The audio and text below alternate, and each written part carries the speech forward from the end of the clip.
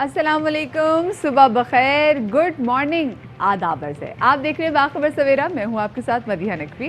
क्या हाल है भाई? आप सब लोगों के ठीक ठाक हैं? मतलब सेट हैं? मतलब अभी तक आप लोगों के सर पे से मतलब कराची और लाहौर का जो फाइनल हुआ था उसके अभी तक असरात बाकी हैं। मैं महसूस कर रहा हूँ, मुझे यहाँ से शुआएं आ रही हैं उनके कैमरे में आफ्टर शॉक्स आने का सिलसिला जारी है। आफ्टर शॉक्स आने का सिलसिला जारी है। लाहौर वाले फिर पूछ रहे हैं यार आखिर क्यों हमारे साथ ही क्यों कन्नी ऐसा? कन्नी क्यों रह जाते हैं। लेकिन कोई बात नहीं जी, कोई बात नहीं, हमारे पास वसीम अकरम साहब थे, इसमें कोई टेंशन घबराने की बात नहीं है। लोगों ने मतलब ये भी अब आगे कह रहे लोग एहतजाज करें कि भी आगे उम्र भर के बैंडंग पे पाबंदी लग जाए कि वो बबल गम अब नहीं खाएंगे। मतलब अगर आप फाइनल में आपने बबल गम नहीं खाई जिसकी वजह से आप अच्छी शॉट लगाते तो आपने आगे भी जिंदगी में नहीं खानी। जी जनाब, ये तो खैर ज़रा हमने हंसी मजाक में बात कर ली। हम बहुत मजाकिये से हैं। कोरोना वायरस जो है ना वो मजाक नहीं कर रहा हमारे साथ, वो बड़ा सीरियस हो गया है और हर रोज़ जो आदाद शुमार आ रहे हैं वो परेशान कौन है। ख़ास तौर पे अब तालीमी इदारे जिनके हवाले से ऑलरेडी बड़ा हर्ज हो चुका है, अब तालीमी इदारों में भी बहुत ज़्यादा केसेस आ रहे हैं। क्योंकि शफात अभी आपने बोला ना कि ये हमारे साथ मजाक कर रहा है, क्योंकि हमने खुद कोरोना को मजाक समझ लिया था। हमें लग रहा था कि कोरोना ख़त्म हो गया है, हमें लग रहा था कि सेकंड वेव नामी चीज़ पाकिस्तान में हिट नहीं करेगी, और फिर हमने ना मास्क पहना, ना हमने फ़िज़िकल डिस्टेंसिंग का ख्याल किया, ना हमने वो तमाम तरह SOPs जो कि जारी किए गए थे हुकूमत की जानिब से, हमने किसी एक पर भी अमल किया। तो अब हम देख रहे हैं कि हमारे सामने समरात सामने पाकिस्तान में शफात को तकरीबन 7,248 अफराद जो हैं वो कोरोना की वजह से जाँ बहक हुए हैं। कल 2,500 से ज़्यादा लोगों में कोरोना की तशख़ीस हुई है सिर्फ कल के दिन में जी। और इस वक्त मुल्क में जिन लोगों की हालत तशवीशनाक है उनकी हालत 1500 से ज़ायद हो चुकी है, 1520 से ज़ायद हो चुकी है। बहुत कुछ है जनाब आज के शो में बात करने के लिए, मगर सबसे पहले नज़र डालेंगे टॉप स्टोरीज पर।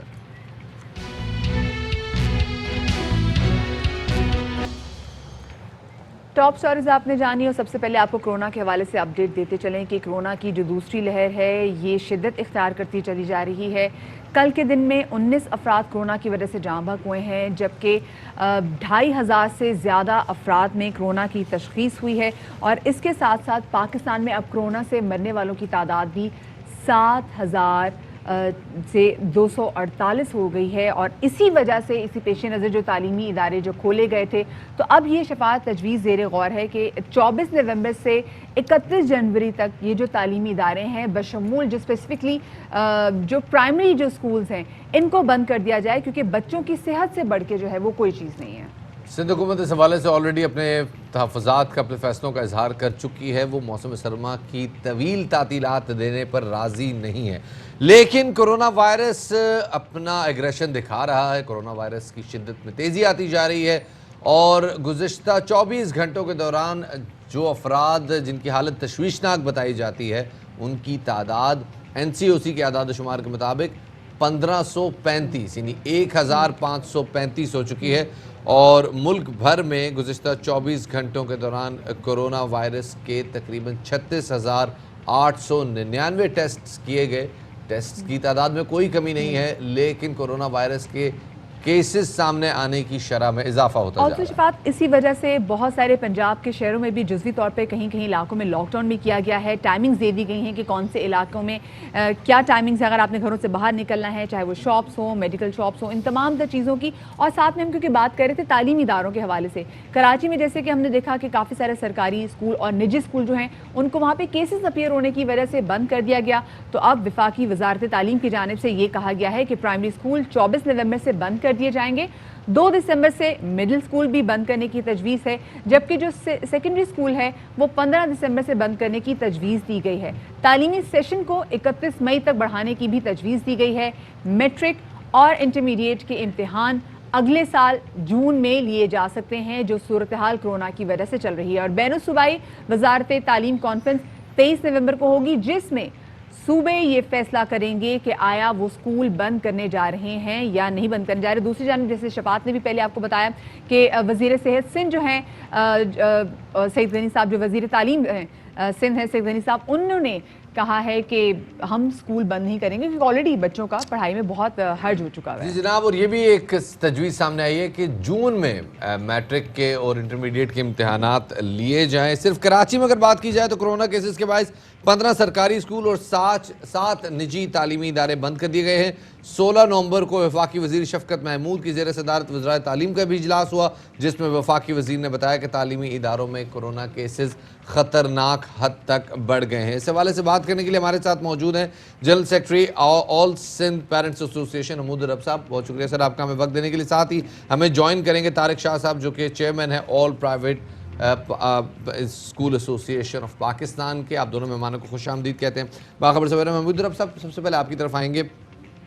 मुझे ये बताइएगा कि जिस तरह से अभी केसेस सामने आ रहे हैं और मुसलसल तालीमी इदारों में केसेस सामने आ रहे हैं, एक बात तो तय है कि बहुत सारे बच्चे, उनका 9th का बोर्ड मिस हो चुका है, उन्होंने 10वीं का बोर्ड देना है, कुछ का फर्स्ट ईयर का बोर्ड मिस हुआ है, उन्होंने सेकेंड ईयर का बोर्ड देना है। तालीमी सिलसिला तो बंद नहीं हो सकता, तो फिर क्या हल है इस सारे मामले का? तालीमी सिलसिला बंद नहीं हो सकता, हल बहुत मुश्किल है। ऑनलाइन एक वाहिद बज़ाहिर एक रास्ता नज़र आता है जिससे तालीम को जारी रखा जा सके, लेकिन जिस दुनिया के जिस ख़ित्ते में हम रहते हैं, जिस मुल्क में हम रहते हैं, वहाँ ऑनलाइन तालीम देना भी एक बहुत बड़ा मसला है। चंद स्कूल तो आसानी से ये कर सकते हैं, चंद बच्चे तो आसानी से ये सहूलत से फ़ायदा उठा सकते हैं, लेकिन बहुत बड़ी तादाद है, मैं समझता हूँ 90% से ज़्यादा बड़ी तादाद ऐसी है जो ऑनलाइन तालीम से भी फ़ायदा नहीं उठा सकती। सूरत हाल इतनी ख़तरनाक है इस हवाले से कि ज़ाहिर तालीम भी बहुत ज़्यादा ज़रूरी है और सेहत उससे भी ज़्यादा ज़रूरी है। ज़िंदा रहेंगे तो बच्चे पढ़ेंगे। आपने बात की थी कि कोरोना अपना एग्रेशन दिखा रहा है शफात, और सिंध में अगर बात करें तो मुझे लगता है सिंध हुकूमत पेरेंट्स और बच्चों के ख़िलाफ़ अपना एग्रेशन दिखा रही है, क्योंकि आपने भी अपनी रिपोर्ट में बताया, हमारे पास भी ये ख़बर है कि सईद गनी साहब जो वज़ीर तालीम है सिंध के, उन्होंने ये कहा है कि हम स्कूल बंद नहीं करेंगे। मुझे तो लगता है उन्होंने ये सोचा है कि अगर कोरोना से बच्चे ना भी अफेक्ट हुए तो उनको सर्दी से मार देंगे, क्योंकि सर्दी तो आनी ना, सिर्फ कराची की बात तो है नहीं, पूरे सिंध की बात है। सर्दी तो आप पूरे मुल्क में जब आती है तो एक महीना होता है सर्दी का, तो हम ऐसे नहीं कि बच्चों को सर्दी में स्कूल भेजने मना कर दें, लेकिन बात उन्होंने कहा था कि ऑलरेडी बच्चों का तो होती ना, बिल्कुल सर्दियों की छुट्टियां होती, तो वो प्रोलॉन्ग छुट्टियां जो है अभी शायद उस बात की जा रही है, और अभी 23 को जो इजलास होगा उसमें पता चलेगा। लेकिन मैं जरा तारिक शाह साहब आपके पास आना चाह रही हूँ, आप ये बताइएगा कि ऑलरेडी अगर हम कराची में देखें तो 22 निजी और सरकारी स्कूल मिला के बंद कर दिए गए हैं। जो आजकल हालात चल रहे हैं और कोरोना के केसेस जिस तरीके से बढ़ते चले जा रहे हैं, आपको लगता है कि स्कूल खुले रहना would be a wise decision?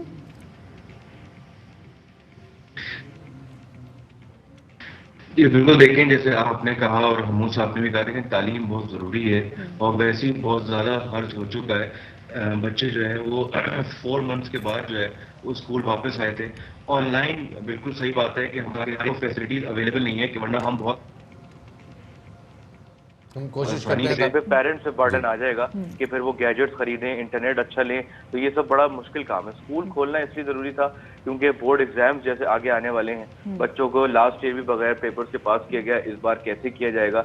Second चीज ये है कि स्मार्ट लॉकडाउन जैसे पंजाब में हो रहा है, इसी तरह अगर सिंध के अंदर भी हो जाए तो ऑटोमेटिकली जिन एरियाज को बंद किया जाएगा वहाँ के स्कूल भी बंद होंगे, जहाँ मेजोरिटी केसेस नजर आ रहे हैं वहाँ बंद किया जैसे किया जा रहा है। जैसे आपने कोट किया 22 स्कूल बंद किए गए, बिल्कुल जहां कोरोना केसेस बढ़ेंगे वो स्कूल बंद होगा, ये इसमें कोई भी हिंड्रेंस या कोई भी रिटेलिएशन शो नहीं की। लेकिन तारिक, अभी आपने बोर्ड के एग्जाम्स की जो बात की, तो अभी तो ये मामला भी तो जेर गौर है कि हो सकता है कि जो मैट्रिक के इम्तिहानात जो हैं और जो इंटरमीडिएट के जो बोर्ड के एग्जाम्स हैं वो जून 2021 में हो सके, तो क्या ये तजवीज़ प्राइवेट स्कूल एसोसिएशन के अंदर भी जेर गौर है? जी देखिए, बिल्कुल ये किया जाना चाहिए क्योंकि वैसे ही बहुत कम टाइम बच्चों के पास रह गया, ये तो हमारी तजवीज़ वैसे ही थी क्योंकि बहुत कम टाइम है, बीच में रमज़ान भी आएंगे, बच्चों का पढ़ने का पेस उस रमज़ान में वैसे ही कम हो जाता है। तो जो जून के अंदर पेपर्स एक बड़ी अच्छी तजवीज़ है ताकि बच्चे प्रॉपरली जो है वो एग्ज़ाम भी दे सकें और पढ़ भी सकें और स्कूल वाले पढ़ा भी सकें। लेकिन वही वाली बात है कि स्मार्ट लॉकडाउन होना चाहिए, थ्रू आउट लॉकडाउन नहीं होना चाहिए। अच्छा, ये तारिक शाह साहब, just a quick question, Saeed Ghani साहब के जो डिसीजन है स्कूल खुले रखने का, आप उसको एंडोर्स करें? बिल्कुल, देखिए जहाँ बात यह है कि उनको भी शायद ये अभी रियलाइज हुआ है, पहली जब वेव स्टार्ट हुई थी उस वक्त उन्होंने स्कूलों को सबसे पहले बंद किया था और तवील अरसे तक सबसे एंड में सिंध में खुले थे। तो ये ग्रीवेंसेस शायद ये गलत होंगी कि वो सिर्फ स्कूल इंतजामिया के साथ हैं, वो न्यूट्रल होकर चल रहे हैं और इस बार वो शायद महसूस कर रहे हैं कि अब बच्चों का तालीम का हर्ज बहुत ज्यादा हो ठीक चुका है, सही है। अच्छा, ठीक है। हमीद मुजर्रब साहब, मैं आप- आपकी तरफ एक आपको- क्विक क्वेश्चन है मुजर्रब साहब आपसे भी। जिस तरह से आप देख रहे हैं कि बच्चों का 9th का बोर्ड मिस हुआ है, उन्होंने 10th का बोर्ड देना है, 10th के बोर्ड में ऑलरेडी और डबल कोर्स है, उनके पास पिछला कोर्स वो एग्जाम नहीं दे सके, और दोनों कोर्सेज का मिला के उन्होंने, दोनों सिलेबस का मिला के उन्होंने एग्जाम देना है। जो एफएससी वाले हैं वो एक तो एज ब्रैकेट में भी आते हैं, जो एज ब्रैकेट कोरोना से ज़्यादा मुतासर हो सकती है, फिर उन्होंने जो जिस सिलेबस में से एग्जाम देना है उसी सिलेबस में से उन्होंने आगे एंट्री टेस्ट भी देना है यूनिवर्सिटीज़ का और मेडिकल और इंजीनियरिंग कॉलेजेस का। आपको लगता है कि ये जून वाली जो तजवीज़ है कि अगर एग्जाम को जून में रख दिया जाए तो वो लोग सेफ हैं? देखें, जून में ले जाने से एक चांस तो पैदा हो जाएगा कि हो सकता है इस दौरान कोरोना से निपटने की कोई सूरत हाल पैदा हो जाए, ये चांस पैदा हो सकता है। लेकिन जहाँ तक एग्ज़ाम्स का ताल्लुक है शफात, बड़ी अजीब सी सूरत हाल है, और बहुत ऑनेस्टली अगर मैं कहूँ तो बहुत साउंड सोल्यूशन हमारे पास भी नहीं है। समझ में किसी के नहीं आ रहा क्या करें। इम्तिहान की अगर मैं बात करूँ तो 25 सितंबर 2020 को एक मीटिंग हुई यहाँ पे सिंध में, जिसमें यह तय किया गया कि जो कोर्स है क्लासेस का फ्रॉम नर्सरी टू इंटर, उसको कंडेंस किया जाएगा। 2 महीना तो इनको लगा ये तय करने में कि कंडेंस किया जाएगा तो क्या होगा। 17 नवंबर को उस हवाले से नोटिफिकेशन आया है। अब मुझे आप ये बताएं, स्मार्ट लॉकडाउन की बात हो रही है, अगर कोई स्कूल 2 महीने बंद होता है, कोई स्कूल 1 महीने बंद होता है, कोई स्कूल 15 दिन बंद होता है, तो ये कैसे मुमकिन है कि ये तमाम स्कूल इस कोर्स को भी एक ही तरह से कर लेंगे? ये ऐन मुमकिन है कि जो बच्चे ने नहीं पढ़ा है वो उस स्मार्ट लॉकडाउन होने की वजह से स्कूल बंद था और वो पेपर में उसके वो चीज़ आ जाए जो वो नहीं पढ़ता, क्योंकि 9 मैट्रिक आप जो 8 तक तो ये पॉसिबल है कि आपने स्कूल ने जो पढ़ाया वो स्कूल को पता है, वो उसका इम्तिहान ले लेगा। लेकिन बोर्ड के एग्जाम में ये कैसे होगा कि आप ये तय कर लेंगे कि जी इस स्कूल ने ये पढ़ा दिया तो इससे इम्तिहान ले? वो तो एक ही इम्तिहान होगा, सारे बच्चों का एक जैसे इम्तिहान होगा और ये तय नहीं किया जा सकेगा। लेकिन स्कूल बंद होने से मसले का हल नहीं है ना। हमूदरा साहब, आपको इस पूरी सिचुएशन में कहीं पे भी पेरेंट्स एसोसिएशन को एतमाद में नहीं लिया गया? इस हवाले से बहुत बेहतरीन सवाल किया है। ये पहले दिन से लेकर आज तक हमारी शिकायत है। तारिक साहब ने सईद गनी साहब की तारीफ की है, उनके लिए अच्छे होंगे, लेकिन हमारे लिए जो अच्छे वजीर थे वो इससे पहले थे सरदार अली शाह साहब। उन्होंने बेहतरीन काम किया था, वो हमेशा हमें ऑन बोर्ड लेते थे, हमेशा हमारी राय लेते थे। लेकिन जब से, शायद इसी वजह से उनका कलमदान भी वापस ले लिया गया, लेकिन जब से वो गए एक दफ़ा भी किसी भी मीटिंग में भी किसी भी रस्मी गैर रस्मी तौर पर कभी भी हमें ऑन बोर्ड नहीं लिया गया, कभी भी हमारी राय नहीं ली गई। और बाहर आकर ही कहते हैं कि हमने सारे स्टेक होल्डर्स को ऑन बोर्ड लिया है। ये तारिक शाह साहब, ये आपने देखा बड़ा वैलिड सवाल उन्होंने उठाया है कि आप इनको क्यों नहीं ऑन बोर्ड लेते पेरेंट्स को? बिल्कुल, देखें, ये हमूदुर साहब को शायद मैं बता भी चुका हूँ कि हमने बारहा 2 मीटिंग के अंदर तो कहा है कि पेरेंट एसोसिएशन को साथ लेना चाहिए।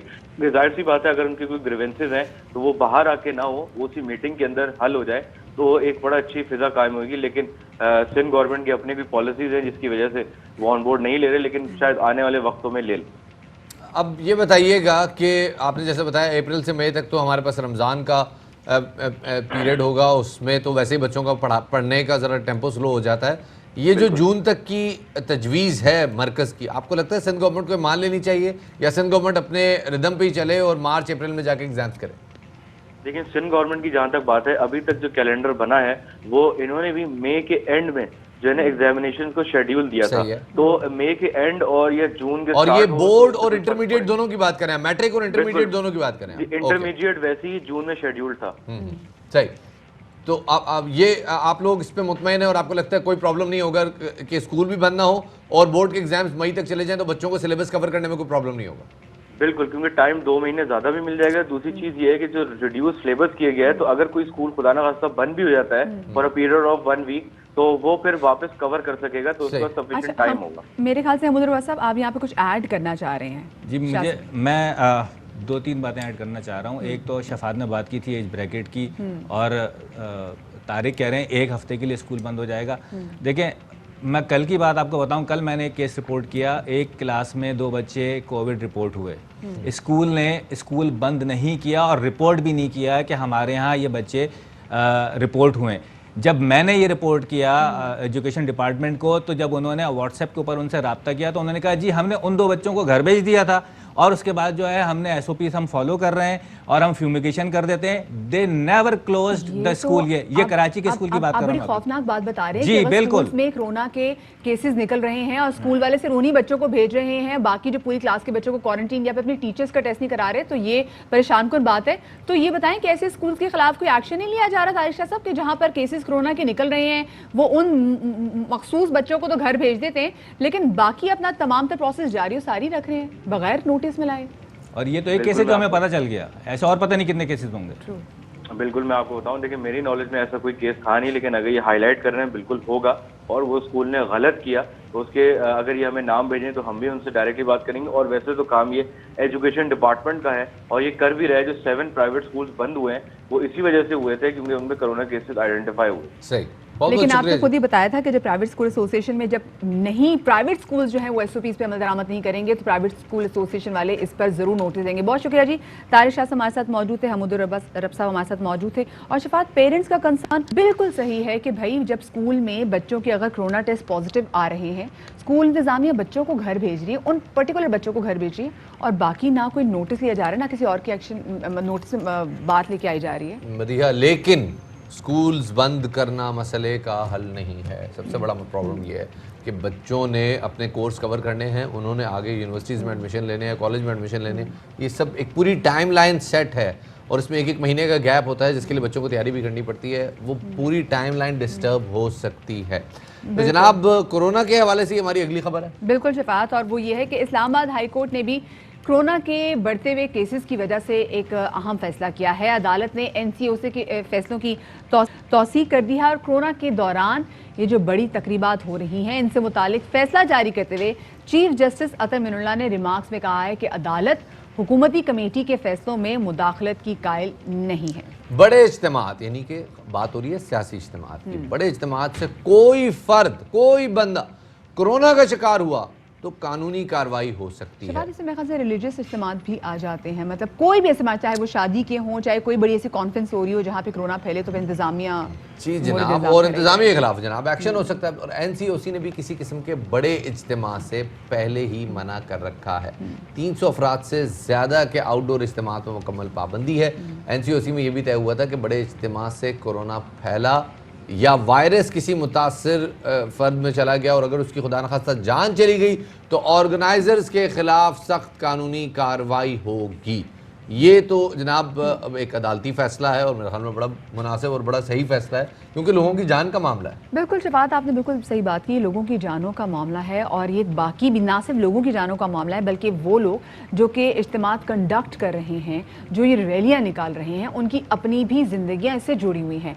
NCOC की तजावीज़ के बाद हुकूमत ने सियासी जलसे जुलूसों पर पाबंदी लगा दी है, लेकिन हम देख रहे हैं कि जो हमारी अपोजिशन जमातें हैं उन्होंने इसको तस्लीम करने से इनकार कर दिया है। पहले तो जमातें हमने देखा कि लॉकडाउन ना करने पर हुकूमत पर काफ़ी ज़्यादा तनकीद करी थी और अब पाबंदियों को कबूल करने के लिए वो तैयार ही नहीं है। मुल्क में कोरोना वबा की दूसरी लहर में तेज़ी है और मस्बत केसेस की शरह 5% से भी ऊपर चली गई है। तकरीबन 7% हो चुकी है जनाब as we speak of today और अस्पतालों में गुंजाइश आहिस्ता आहिस्ता ख़त्म हो रही है। और ऑलरेडी अभी ये हालत है कि अगर आपके कोई कोरोना का केस है घर के आसपास या कि आपके फैमिली में तो बड़ी अप्रोच लड़ानी पड़ती है, बड़े डॉक्टरों के मिन्नतें तरले करने पड़ते हैं, यार कोई कमरा कोई गुंजाइश निकालें। लेकिन प्रॉब्लम यह है कि इस वक्त कराची की हद तक अगर बात की जाए कई बड़े अस्पतालों में गुंजाइश बड़ी तेज़ी से खत्म हो रही है। वार्ड्स भरे पड़े हैं।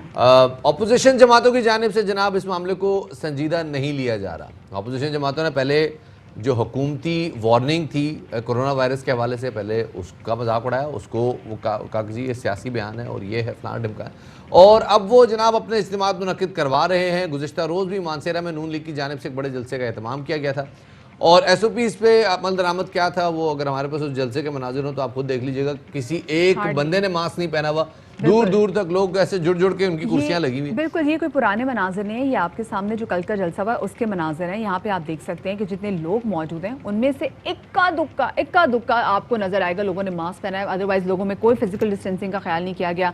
और इस जलसे से खिताब में मरियम नवाज ने एक बार फिर हुकूमत को भी सख्त तनकीद का निशाना बनाया। वो कहती हैं कि नाअहल हुकूमत को आखिरी धक्का देने अगर इस्लामाबाद जाना पड़ा तो वो जाएंगी और जो शख्स यूनियन काउंसिल चलाने के काबिल नहीं था उसे 22 करोड़ अवाम की जिम्मेदारी दे दी गई। गिलगित बल्तिस्तान में तमाम तर धांधली के बावजूद 8 सीटें मिली जिसके मुबारकबाद इमरान खान नहीं बल्कि ये मुबारकबाद वो सिलेक्टर्स को देते हैं। ये जाली हुकूमत हमारे सरों पर सवार है, ये मुल्क नहीं चल सकता। तमाम तर धांधली के बावजूद तुमको कितनी सीटें मिली? 8 या शायद 7। ऐसी इबरतनाक शिकस्त, तौबा तौबा तौबा तौबा। कोई थोड़ी सी भी शर्म और हया वाला होता तो 3 दिन कभी अपने घर से बाहर ना निकलता। भाई लोग तुम्हें देते पाकिस्तान में, अगर वोट देते तो क्यों देते? तुमने बाकी पाकिस्तान को क्या दिया है जो तुम देते पाकिस्तान को देते? जो इंसान एक यूनियन काउंसिल भी चलाने के काबिल नहीं था, उसको 22 करोड़ अवाम के मुल्क की जिम्मेदारी देनी, देखो मेरे भाइयों कितनी बड़ी ज्यादती करती है। असद उमर साहब का कहना है कि जनाब अब होने वाले जलसे जुलूस गैर कानूनी होंगे। यकीन है सियासतदान अवाम को ख़तरे में नहीं डालेंगे। हाई कोर्ट ने बहुत वाज़ेह फैसला दे दिया है। असद उमर साहब ने क्या कहा, सुनाते हैं आपको। जो है अमल दरामद करना भी जरूरी है। जो भी अब कार्रवाई होगी वो गैर कानूनी कार्रवाई होगी। ये तो नहीं हो सकता कि फिर ताकतवर तरीन पाकिस्तान के जो सियासी लीडर्स हैं कानून से बालातर है। सियासत वैसे नहीं कामयाब होनी। एनसीसी को यही सिफारिश उस वक्त की थी कि पाबंदी लगाई जाए 12 अक्टूबर को। सिंध ने मुखालफत कर दी। आजाद जम्मू कश्मीर ने कहा जी महीना और देखें, अभी ना करें। फिर 3 नवंबर को वापस गया एनसीसी के पास। फिर सिंध के अंदर एनसीसी में पोलिटिकल कंसेंसस नहीं हुआ। इस दफा फिर वजीर आजम ने कहा कि जो सूरत हाल जितनी खराब होती जा रही है, अब हम मजीद इंतजार नहीं कर सकते। एनसीसी के अंदर जिस वक्त मुखालफत की इन सियासी जमातों ने या इन हुकूमतों ने, उसके बाद से 4 गुना इजाफा हुआ है केसेस के अंदर। तो अब मामला ये शफात की सिचुएशन तमाम तरह हाथ से निकलती जा रही है और यहाँ पे मेरे ख्याल से जो सियासी रहनुमा हैं उनको ये देखना चाहिए कि कहीं अपने जुलूसों के चक्कर में वो किसी और की जाने या फिर अपने फॉलोअर्स की जाने खतरे में न डालें। जी, हुकूमत की नीयत भी साफ लग रही है और बिल्कुल वो ज़्यादा लोगों की जानों का मामला है, हुकूमत के लिए कंसर्न का बायस है। लेकिन बाज़ औक़ात ऐसा होता है कि कोई एक बंदा ना एक ऐसी शुरली छोड़ देता है कि वो पूरे नैरेटिव की जो है ना वो मतलब उसको डेंट लग जाता है बहुत बड़ा। तो हम उम्मीद करते हैं कि ऐसा कोई बयान भी अब सामने नहीं आएगा, क्योंकि वैसे भी आपको पता ना बयानबाजियों का बड़ा शौक है दोनों जानिब से। एक छोटा सा ब्रेक लेते हैं, ब्रेक के बाद दोबारा हाजिर होंगे, हमारे साथ रहिएगा।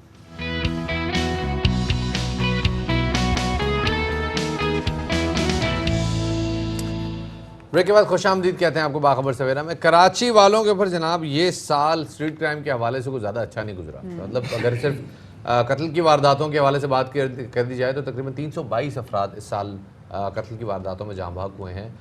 रमा माह की अगर बात की जाए तो शहर के मुख्तलिफ इलाकों में तकरीबन 3850 से जायद मोटरसाइकिलें छीनी गई हैं। 10 महीने में हुआ है एग्जैक्टली, गुज़िश्ता 10 महीने में। और इसी तरह शहरी 18,000 से जायद मोबाइल फ़ोन से भी महरूम कर दिए गए। भत्ताखोर भी पीछे नहीं है। भत्ताखोरी के जनाब 17 वाक़यात रोनुमा हुए और CPLC का कहना है कि अगवा बराए तावान की 2 वारदातें रिपोर्ट हुई हैं।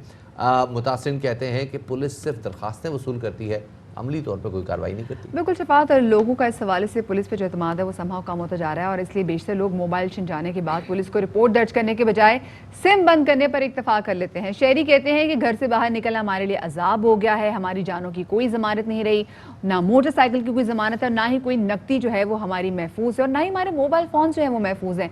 मज़ाहमत करने पर मुल्जिमान गोली मारने से भी बिल्कुल दरेक नहीं करते। सवाल ये पैदा है कि एक शहर में, सिर्फ एक शहर में 10 महीने के अंदर 30,000 से जायद मोटरसाइकिल्स छीने गए। बहुत बड़ा नंबर है ये। इसी हवाले से ये क्या मामला है हमारे साथ शफात, लेकिन इससे पहले लोग जो हैं जो कि इन वारदातों का शिकार हुए हैं या जो कराची के शहरी हैं वो किस अजियत में मुब्तला हैं, वो क्या कहते हैं आपको सुनवाते हैं।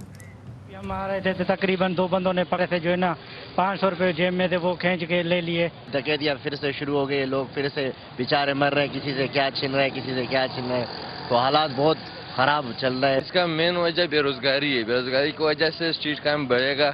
जब ऊपर से बेरोजगारी बढ़ रही है तो यार स्ट्रीट क्राइम होते रहेंगे सर। रोड पे चलो तो पुलिस वाले खड़े होते हैं, उनके सामने मोबाइल छीने जाते हैं, वो कुछ नहीं करते।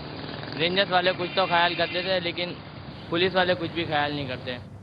इसी हवाले से जनाब ARY के हमारे क्राइम बीट के रिपोर्टर हैं हमारे नुमाइंदे नज़ीर शाह साहब हमारे साथ बैठे हुए हैं। जनाब नज़ीर साहब, बहुत शुक्रिया हमें वक्त देने के लिए। पहले तो ये बताइएगा नज़ीर कि ये क्या मामला है, क्यों कराची में क्राइम रेट किसी सूरत कम नहीं हो रहा? देखिए, क्राइम रेट सिर्फ इसी सूरत में कम नहीं हो रहा कि ये वो टूटे हुए ग्रुप्स हैं जो पहले किसी न किसी तंजीम में होते थे, भत्ताखोरी और दूसरे तरीक़ों से वो पैसे कमाते थे।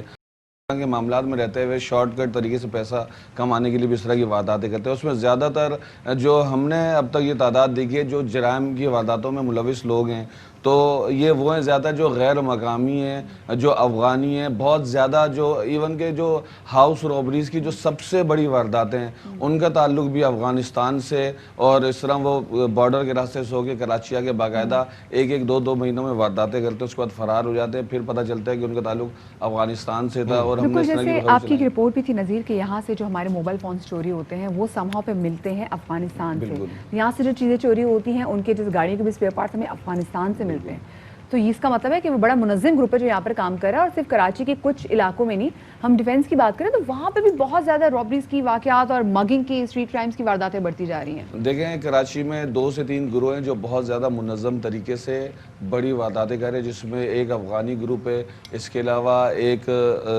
सिंध का ग्रुप है जो बाकायदा सिंध से यहाँ पर आते हैं। इवन के जिस तरह ये दुआ मंगी और बिस्मा वाला जो अगवा वाला केस था, इसमें भी सिंध का ग्रुप था, जिसके अंदर खुद ACLC anti car lifting cell का एक अफसर था आगा मंसूर, वो उसके अंदर मुलविस था। कहीं ना कहीं इनके ताल्लुकात ऐसे होते हैं कि इनको निकलने के रास्ते भी पता होते हैं, उनको ये भी पता होता है कि कहाँ पर पुलिस नहीं होगी। इस टाइम पे कराची का सबसे टॉप का जो क्राइम है वो है जो मोटरसाइकिल लिफ्टिंग और मोटरसाइकिल स्टोलिंग। कहीं पर भी मोटरसाइकिल खड़ी हुई या तो उसे चोरी कर लिया जाता है या शहरी से छीन लिया जाता है। और इवन के DG रेंजर्स तक ने इस पर एक टीम बनाई थी कि मोटरसाइकिल की जो बहुत ज़्यादा ये मोटरसाइकिल लिफ्टिंग की वारदातें हो रही हैं, इसके ऊपर कैसे काबू पाया जाए।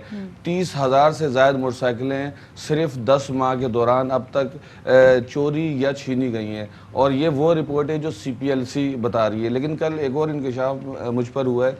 मैं एक किसी ऑफिसर के साथ बैठा हुआ था, तो उसने जब अपना रिकॉर्ड दिखाया तो CPLC का रिकॉर्ड कम था, पुलिस का ज़्यादा था। तो मैंने उससे पूछा कि डिफरेंस क्यों है, तो उन्होंने बताया कि लोग अब CPLC में कम रिपोर्ट करा रहे हैं। गुलाम नबी मेमन एडिशनल IG कराची जब से आए तो उन्होंने पुलिस को कहा कि आपके पास जो भी साइल आए आप उसकी रिपोर्ट दर्ज करें। तो लोगों ने अब CPLC पे कम और पुलिस के पास ज़्यादा रिपोर्ट करा चुके दिए। एक और चीज़ है, बहुत सारी चीज़ें रोजनामचा हो जाती हैं लेकिन FIR नहीं होती। इस नोयत के वाक़यात में भी क्या ये जो आप बता रहे हैं कि ये वो वाक़यात है जिनकी FIR हुई है या इसमें रोजनामचे भी शामिल है? नहीं, ये वो हैं जिनकी ये जो CPLC, ये तो CPLC रिपोर्ट है। लेकिन जो पुलिस के पास सिर्फ वो वाक़यात होते हैं जिनकी बाकायदा FIR दर्ज होती है, पुलिस के पास रिपोर्ट होती है। लेकिन एक दफ़ा पहले भी इसी प्रोग्राम में बैठकर मैंने कहा था कि शहरियों की सबसे बड़ी गलती ये कि वो अपना केस परसू नहीं करते। अगर वो FIR घटा भी देते हैं तो वो कोर्ट जाने से कतराते हैं। वो चाहते हैं कि जैसे उनकी गाड़ी मिले तो वो फ़ौरन से कहते हैं कि अब हम इस केस को आगे नहीं चलना चाहते, हमारी चीज़ मिल गई है। जिसके बाद वो फ़ायदा मुलजिम को होता है लेक ऑफ एविडेंस पे, और एविडेंस ना देने पर जज उसी टाइम पर उसकी ज़मानत देता है। फिर वो बाहर निकलते हैं, पहले एक चोरी होती है फिर 5 मजीद चोरी करते हैं। तो शहरी उस चीज़ को परसू नहीं करते। लेकिन नज़ीर, बहुत सारे ऐसे भी तो ना कि CPLC में भी जब अगर आप दरख्वास्त दें या जब पुलिस में भी जब आप मुकदमा दोबारा दर्ज कराएं, समहाउ उसके बावजूद, मतलब CPLC में तो लोगों का एतबार बहुत ज़्यादा है कि जी पकड़े जाएंगे, तब भी लोग नहीं पकड़े जाते। तो इसकी बड़ी रीज़न क्या है? देखें, ये तो खैर मैं नहीं समझता कि ये चीज़ बिल्कुल सही है, क्योंकि रोज़ाना की बुनियाद पे दर्जनों की तादाद से मुलजिमान पकड़े जाते हैं, बाकायदा उनकी गिरफ्तारियाँ होती हैं, उनके पास से रिकवरीज भी होती हैं। पुलिस अपनी जगह काम भी करती है। पुलिस का जो एक शोबा ऑपरेशन है तो इसी तरह एक तफ्तीश का भी है, वो थोड़ा उसके ऊपर काफ़ी जगहों पे हमने भी उंगलियां उठाई हैं, क्योंकि वो शोबा उस तरीके से काम नहीं करता जैसे उसे करना चाहिए। और ये जो पुलिस है, एडिशनल IG है, मतलब मैं चाहूँगी आप इस प्रोसेस को थोड़ा सा एक्सप्लेन करें ताकि जो लोग हमें देख रहे हैं वो समझ पाएं इसको। इसका सबसे पहले ये आपका ये मोबाइल फ़ोन है, ये चोरी हो गया। आपने जैसे ही आपने कॉल की तो आपके पास जो पुलिस पहुंचेगी वो ऑपरेशन पुलिस होगी, और जब तक वो FIR नहीं कटती तब तक उनका काम होगा उसका। जैसे ही FIR कटेगी उसी टाइम पे FIR कटते साथ ही विद इन मिनट वो तफ्तीश के शोबे को मुंतकिल हो जाएगी। ये एक ही थाने में 2 अलग अलग शोबे होते हैं और दोनों आपस में इंटरफेयर नहीं करते एक दूसरे के काम में। अब शोबा तफ्तीश वाला इन्वेस्टिगेशन करता है, जाए वगूह जाके फिंगरप्रिंट ले, FSL कराए और क्लू ढूंढे CCTV से, एनी शायद से, और फिर वो उसके पीछे होता है जाके मुलजिम को पकड़ लेता है, उससे रिकवरी भी कर लेता है। लेकिन जैसे रिकवरी होती है जो शहरी है ना वो बिल्कुल रिलैक्स हो जाता है कि चलो मेरी चीज़ मिल गई है। जब तक नहीं मिलती वो कर भी रहता है। एट दी एंड होता ही है कि बल्कि एक और मैं आपको इंकशाफ करूँगा, कराची के 108 थानों में इस टाइम पे शायद मेरा ख्याल है 50,000 से ज़्यादा मोटरसाइकिलें लावारिस खड़ी होंगी जिनको शहरी लेने के लिए भी नहीं जा रहे। उनको पता भी होता है कि उनकी मोटरसाइकिल है, जिसकी वजह ये कि ज़्यादातर मोटरसाइकिलें इंश्योर्ड होती हैं और वो मोटरसाइकिल मिल भी जाती है, लेकिन जब वो पहुंचते हैं उनकी हालत ऐसी होती है मोटरसाइकिल की कि उसमें से पार्ट्स निकाल लिए होते हैं या मुलजिमों ने उसको बिल्कुल ख़त्म करके छोड़ दिया होता है या थाने में खड़े खड़े सड़ जाती हैं। तो वो मोटरसाइकिल लेने के बजाय ये सोचते हैं कि अब नई मोटरसाइकिल ले लेंगे, अब इस पर खर्चा कौन करेगा। तो वो केस प्रॉपर्टी एक अलग पड़ी रहती है, थाने में रेश एक अलग है। और सबसे बड़ा मामला ये कि किसी शहरी को अपनी जिम्मेदारी का एहसास नहीं है कि अगर उनकी चीज़ मिल जाती है तो उनको बैठना नहीं चाहिए, बल्कि उस मुलजिम को कैफरे किरदार तक पहुँचाना चाहिए पुलिस के साथ मिलकर। सही, बहुत बहुत शुक्रिया जी। नज़ीर शाह हमारे साथ मौजूद थे और ये सारी तफसीलात से हमें आगाह कर रहे थे, बहुत बहुत शुक्रिया। खैर जनाब, ये सारी सूरत हाल जो शहर की सामने आ रही है, इसका मकसद सिर्फ एक है कि आप लोग पहले तो कानून को समझें, अपनी हिफाजत तो खैर साथ साथ ज़रूरी है, लेकिन कानून का साथ देना और सिस्टम में रह के मुजरिमान को सज़ा दिलवाना भी शहरियों की जिम्मेदारी। लेकिन शफात, इसके लिए आई बिलीव जो प्रोसेस है वो बहुत आसान प्रोसेस होना चाहिए, क्योंकि बहुत ऐसी जगह पे होता है कि जो बेचारे जो जिसकी चीज़ रिकवर हो जाती है वो उस झंझट से निकलना चाहता है, वो बार बार थाने का चक्कर लगाने से, इंतज़ार करने से वो भी डरता है। तो जो प्रोसेस है वो थोड़ा फास्ट होना चाहिए, ज़रा कम पेनफुल होना चाहिए। आई एम श्योर फिर जो शहरी है वो काफ़ी ज़्यादा कॉपरेट भी करेंगे। यही शफात एक रीज़न है, जैसे अभी हमारे जो शहरी बात नहीं कर रहे थे कि किसी के सामने अगर कोई मगिंग का कोई ऐसा वाक़या हो रहा हो तो लोग अपनी जान बचाने के लिए होते हैं कि भाई हमारा इस वाक़े से कोई लेना देना नहीं, क्योंकि अगर तफ्तीश में आ गए तो लो जी, काम तो लंबा पड़ गया। एक्जैक्टली जी, वो वैसे भी थोड़ा बहुत डर जाते हैं ना, क्या पता किसी के बाद कोई असला वसला ना हो। खैर जनाब, अब ज़रा एक और बड़े अहम मामले की तरफ आते हैं, और वो ये कि जनाब आज का जो दौर है वो एक बड़ा अजीब-व-गरीब सा दौर है, और हम इस दौर के अंदर ज़िंदा हैं जिसमें लोग जो हैं वो हर किस्म के लाइफस्टाइल में अपनी जो है वो तब्दीली चाहते हैं। बिल्कुल शफात, और लाइफस्टाइल में जब हम तब्दीली नहीं करते और जब हेल्दी हमारा लाइफस्टाइल नहीं होता तो उसकी वजह से ख़वातीन बहुत ख़ुमियाज़ा भुगतती हैं। हम आगे जाके इस पर बात करेंगे, लेकिन अभी हम एक छोटी सी ब्रेक ले रहे हैं, हमारे साथ रहिएगा।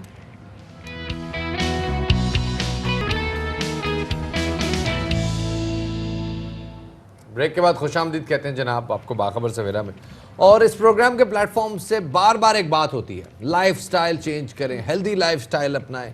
इसके पीछे एक हम हर दफ़ा कोई ना कोई एक सेहत से जुड़ा हुआ मामला भी लेकर आते हैं जो कि लाइफस्टाइल से जुड़ा हुआ होता है, और आज हम ख़वातीन के मामले में एक बहुत ही स्पेशल इशू की बात कर रहे हैं, और वो है जनाब पॉलीसिस्टिक ओवरियन सिंड्रोम। और ये मामला ख़वातीन में अब बहुत तेज़ी से बढ़ रहा है। बिल्कुल शफात, ये ख़वातीन में एक हार्मोनल डिसऑर्डर है, और एक अंदाजे के मुताबिक पाकिस्तान में कोई 25 से 30% ख़वातीन जो है वो पॉलीसिस्टिक ओवरियन सिंड्रोम यानी कि PCOS की कंडीशन का शिकार है, जो कि एक नहायत ही तशवीशनाक बात है।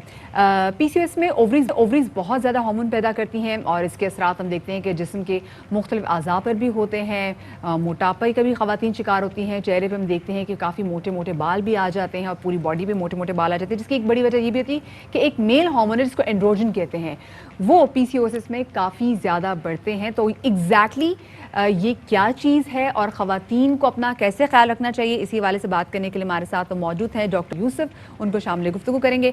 डॉक्टर साहिबा बहुत शुक्रिया बाखबर सवेरा को वक्त देने के लिए। सबसे पहले तो डॉक्टर साहिबा मैं आपसे दरख्वास्त करूँगी कि जो हमारी देखने वाली ख़वातीन है, जो हमारी ऑडियंस है, आप उनके लिए खुल के बयान करें कि PCOS क्या होता है। पॉलीसिस्टिक ओवरीज सिंड्रोम कहलाता है, PCOS जिसका हम शॉर्ट फॉर्म में वर्ड यूज करते हैं। इसके अंदर ओवरीज के ऊपर जो है वो छोटे छोटे से फॉलिकल्स होते हैं, या ये कह लीजिए जो एग्स नॉर्मली मैच्योर होते हैं वो एग्स मैच्योर होने के बाद छोटे ही फॉर्म में मल्टीपल बन जाते हैं, जिसमें तकरीबन उनकी तादाद 12 के करीब होती है जो हमें अल्ट्रासाउंड पे नजर आती है, और उनका जो साइज होता है वो 2 to 6 मिलीमीटर से ज्यादा नहीं बढ़ पाता है। उसके अलावा उसके अंदर पेशेंट्स को पीरियड्स में इरेगुलरिटी होती है, वेट गेन होता है, और उसके साथ जो है मुंह पे बाल आ जाना, इस तरह की चीजें, या सर के बाल थोड़े से कम हो जाना, और उसके अलावा कुछ लोगों को प्रेगनेंसी करने में भी प्रॉब्लम होती है। तो बेसिकली जब ये सारी चीज़ें कंबाइंड होती हैं, या एटलीस्ट 2 चीज़ें शामिल हों, उस वक्त हम इसको कहते हैं कि ये PCOS है। अदरवाइज अल्ट्रासाउंड के ऊपर यूजुअली आपको पॉलीसिस्टिक ओवरीज मिल जाती हैं, लेकिन उन मरीजों को लेबल नहीं किया जाता कि ये PCOS है। डॉक्टर साहब, लाइफस्टाइल किस हद तक इस में अमल दखल रखता है, और क्या ये तासुर जो आमतौर पे है कि जी जो सेडेंटरी लाइफस्टाइल है, ये नहीं एक ऐसा लाइफस्टाइल जिसमें आप ज़्यादा हिलते जुलते नहीं हैं, ज़्यादा एक्टिविटी नहीं रखते, वो PCOS की बढ़ोतरी में किरदार अदा कर सकता है?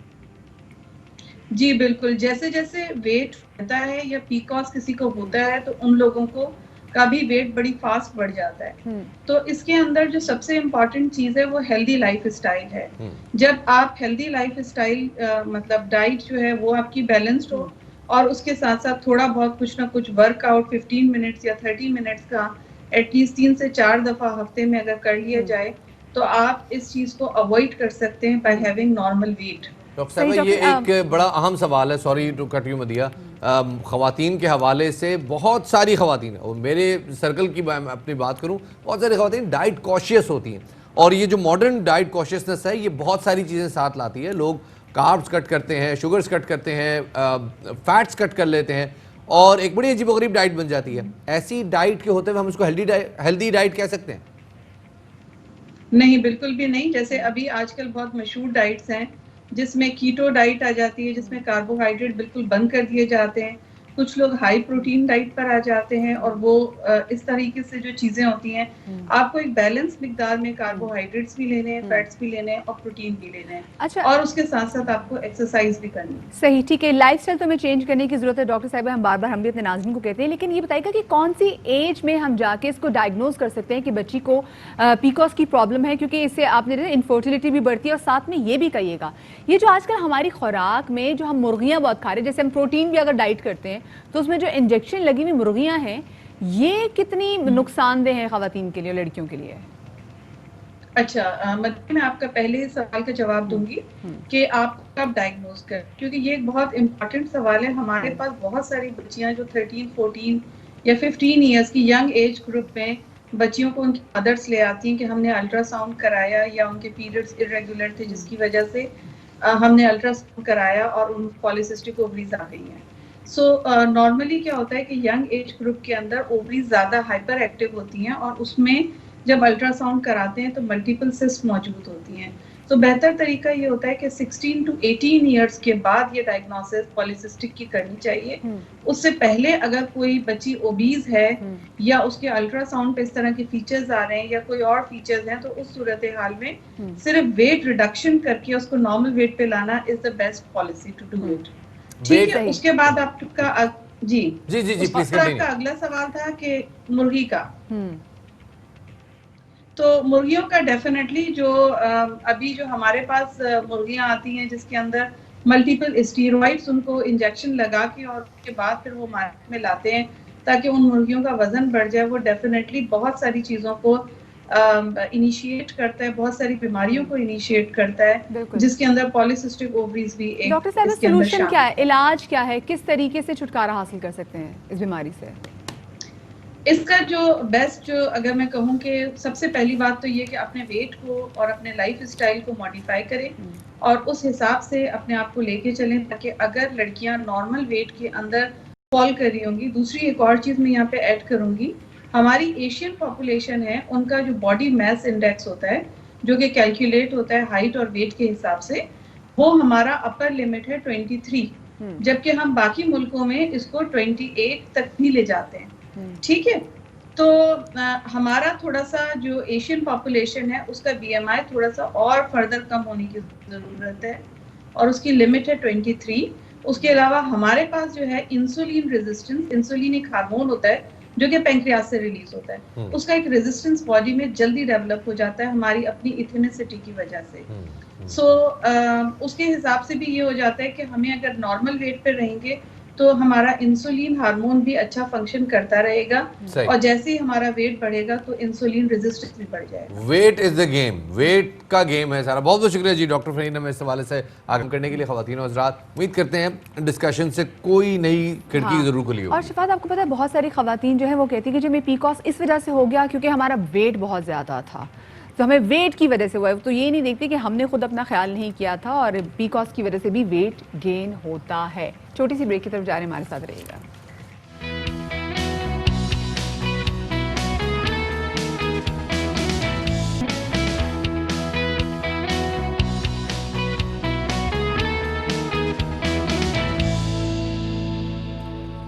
ब्रेक के बाद खुशामदीद कहते हैं आपको बाखबर सवेरा में। ब्रेक पे जाने से पहले हम ज़रा हेल्थ के हवाले से बात कर रहे थे। हमने कराची वालों को थोड़ा सा त्राह निकाला कि भाई बहुत स्ट्रीट क्राइम बढ़ गया, थोड़ा सा अब आपका ब्लड प्रेशर नीचे करते हैं जो आपको थोड़ा सा बुलंद हो गया था और अच्छी खबरें सुनाते हैं। अच्छी खबर सुनाएं। बिल्कुल शफात, अच्छी खबर तो बनती है भाई। हमने कल भी इतनी कमाल खबर दी और कि पीसीएल का फिनाले था, कराची किंग्स जीत गया। मतलब कराची किंग्स से मतलब पाकिस्तान की एक तरह से जीत हुई और दोनों टीमों ने बड़ा शानदार जो है वो गेम रखा जिसमें मजा बड़ा आया। तो अच्छी खबर थी। आज की अच्छी खबर क्या है मुझे बताएं। आज की अच्छी खबर ये है मदीहा तैयार है। बिल्कुल अच्छी खबर के लिए ऑलरेडी रेडी। वो ट्रेन जो कि सन 99 से बेचारी जो है वो रुकी हुई थी, फाइनली अभी भी अधूरी है, लेकिन फाइनली उसका इफ्तिताह होने जा रहा है और वो चलेगी बिन कासिम से लेके औरंगी तक। और ये नहीं ये मौखर हो गया। नहीं शफात, अब नहीं, ऐसा नहीं होगा। ये सिटी स्टेशन से ये पिपरी तक चलेगी। ये अभी फैसला मौखर हो गया औरंगी वाला। चलो कोई बात नहीं, सिटी स्टेशन भी चलो यहीं पे, मतलब आए चंडीगढ़ में भी लोग आ रहे हैं। मैंने आपको पर लास्ट टाइम क्या बताया था कि समथिंग इज ठीक है, बेटर देन नथिंग। हां सही।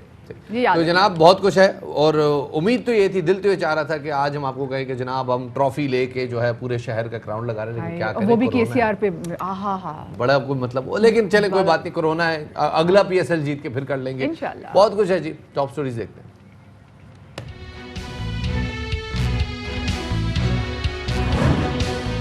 कराची सर्कुलर रेलवे बहाली की घड़ी आ पहुंची। वजीर रेलवे शेख रशीद इफ्ताह करेंगे। रेलवे ने आखिरी वक्त में रूट तब्दील कर दिया।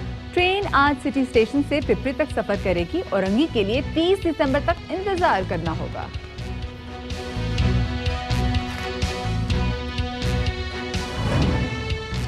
टेक्सटाइल सेक्टर की तरक्की के लिए हुकूमती इक़दामात का सिलसिला जारी। बिजली की कीमतों में कमी के बाद यान ड्यूटी पर 5% छूट का ऐलान। सनतें चलेंगी तो रोजगार मिलेगा, खुशहाली आएगी। वजीर आजम मुल्क को सनतकारी की तरफ ले जाने के लिए पुरअज़्म।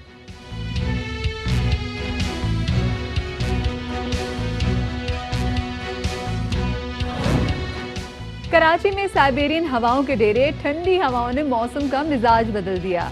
गर्म कपड़े निकल आए। दर्जा हरारत 9 डिग्री तक गिर सकता है। महकमा मौसमियात ने ऑलरेडी खबरदार कर दिया। स्वात और कालाम में बर्फबारी, मैदानी इलाकों में बारिशों का सिलसिला जारी।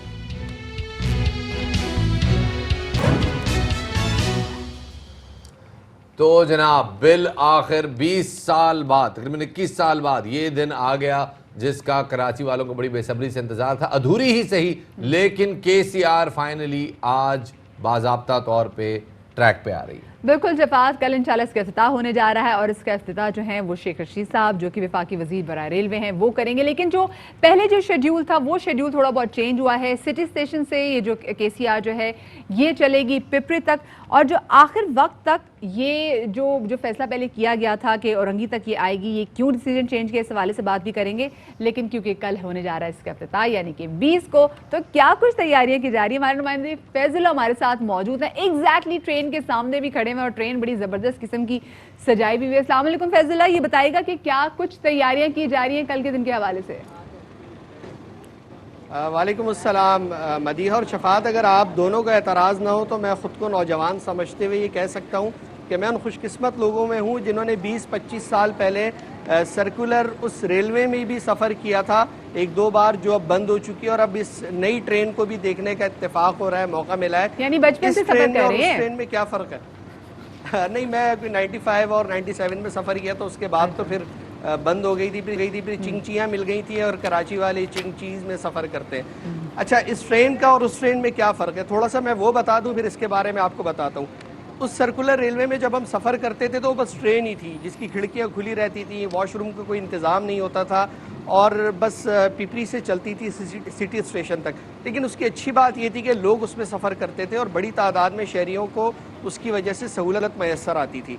इस ट्रेन को जो हमने देखा है, इसकी नई बोगियाँ हैं सबसे पहले तो, और उसके बाद बड़ा अच्छा इंतज़ाम है, यानी सीटें बहुत तरीके की बनी हुई हैं, जो लोग खड़े होंगे उनके लिए भी इंतज़ाम है। इसके साथ साथ इसमें टॉयलेट है, स्क्रीनें नस्ब की गई हैं जिसमें रस्तों के बारे में बताया जाएगा, और एक और स्क्रीन जो इसमें नस्ब की गई है उसमें न सिर्फ वक्त बताया जाएगा, टेम्परेचर होगा, बल्कि जो स्टेशन आने वाला होगा उसकी भी मालूमात मौजूद है। यानी पहली ट्रेन में तो ये होता था कि हम बस मुंतज़िर रहते थे कि कौन सा हमारे स्टेशन आने वाला है, किसी दूसरे से पूछते थे, ये स्टेशन आता था तो खिड़की से झांक कर देखा करते थे।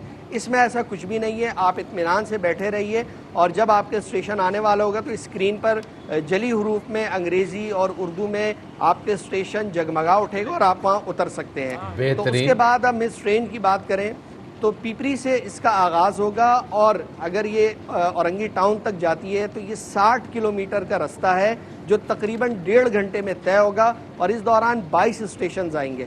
और आज के हवाले से बात की जाए, चूँकि तकरीबन 21 साल के बाद कराची के शहरी दोबारा सर्कुलर रेलवे को कराची में चलते देखेंगे और बहुत सारे बच्चों के लिए तो शायद ये बिल्कुल नई चीज़ हो कि वो अपने शहर में इस ट्रेन को चलते हुए देखेंगे, क्योंकि बच्चों ने फिल्मों में, ड्रामों में तो देखा है, लेकिन कराची में 21 साल के बाद अब यहाँ के नौजवान फैजुल्ला इस उम्मीद ट्रेन में करते हैं कि सफ़र कर ये सकेंगे। ट्रेन जो है जरा सही तरीके से चलेगी, लोग एंजॉय करेंगे, मुसाफिर सफर करेंगे। बहुत बहुत शुक्रिया तफसीलात से आगाह करने के लिए। और ख़वातीन और हज़रात, शेख रशीद अहमद साहब वफाकी वज़ीर रेलवे हमारे साथ मौजूद हैं। बहुत शुक्रिया शेख साहब हमें वक्त देने के लिए। शेख साहब, बड़ा अहम दिन, बहुत बड़ा दिन, कराची सर्कुलर रेलवे अधूरी सही लेकिन फाइनली ट्रैक पे आ गई है, क्या कहना चाहेंगे सर? देखें, इसको हमने 3 फेजेस में रखा है। ये अगर नई कोचेज हमने बनाई है वैसे ही खड़ी रहे तो लोग चीजें निकाल लेते हैं। सो इसको चलाने लगे हैं 46 किलोमीटर पे। इसमें 16 KCR का ओरिजिनल जो बुनियादी ट्रैक है और 14 किलोमीटर 10-15 दिन तक और चला देंगे, 15 दिसंबर तक, क्योंकि वहाँ फाटक नहीं लगे हुए, कोई नीचे आके मर जाए तो कोई फायदा नहीं है। सो 46 आज कर रहे हैं, 14 किलोमीटर जो है वो इंशाअल्लाह ताला दिसंबर के महीने में कर देंगे। तो शेख साहब, इफ्तिताह करने आप आज आ रहे हैं या कल आएंगे?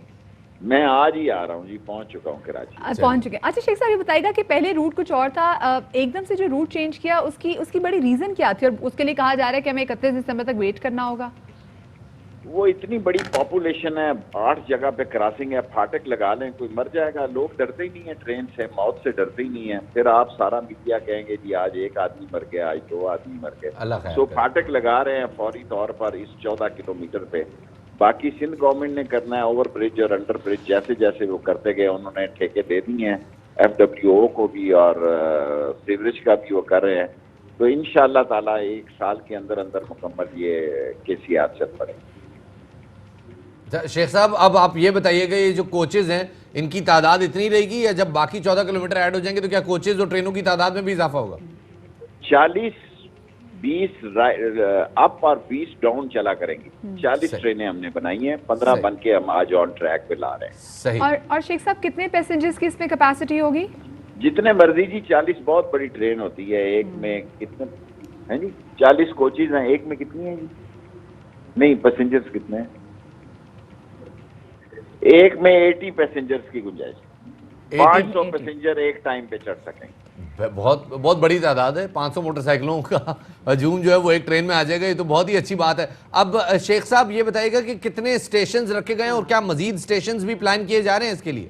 12 आज रखे हैं, 15 दिनों बाद 10 स्टेशन और कितने ऐड कर रहे हैं? और 10 से 8 स्टेशन और ऐड करेंगे। अच्छा, और जरा शेख साहब टाइमिंग्स के बारे में बता दीजिए कि ये कब तक चलेंगी, रात के ये शाम तक चलेंगी या फिर रात देर तक चलेंगी? चलाएंगे अभी तो 2 चलाएंगे इस छोटे, जब वो 14 आ गया फिर 4 चलाएंगे। इसी तरह आस्ता आस्ता इजाफा करेंगे, स्टडी करेंगे। 25 साल से बंद है, 100 मसाइल हैं।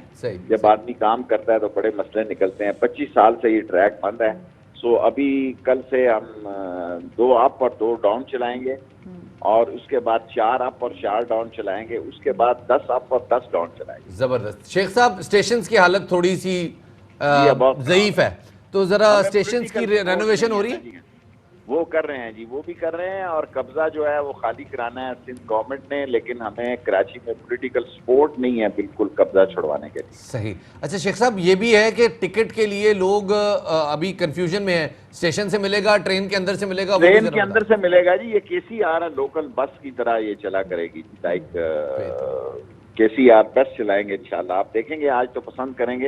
ये कोविड-19 में हमने बनाई है ये सारी कोचें। अच्छा शेख साहब, हम भी आते हैं। हाँ बिल्कुल शेख साहब, हम भी आएंगे। और शेख साहब ये भी बताइएगा, क्योंकि पहले हमने देखा कि CM सिंध ने बोला कि इसका कोई फायदा नहीं होगा, क्या आज हम देखेंगे कि आपके साथ वो भी इफ्तिताह करेंगे? क्योंकि इतनी बड़ी खबर है, कराची वालों के लिए इतनी तस्कीन वाली बात है कि KCR दोबारा चल रही है। हमारी तरफ से तो दावत है जी, मैं 2 दफा खुद मिलने गया हूँ उनको। हम तो चाहते हैं वो और हम मिलकर चलाएं इसको। अगर वो लेना भी चाहें तो हम सारी KCR भी उनको दे देंगे, चलाएं। उनका सूबा है, वो चलाएं, बड़े शौक से चलाएं। शेख साहब, अगेन जाते जाते प्लेटफॉर्म्स की तादाद में इजाफा हो रहा है KCR के?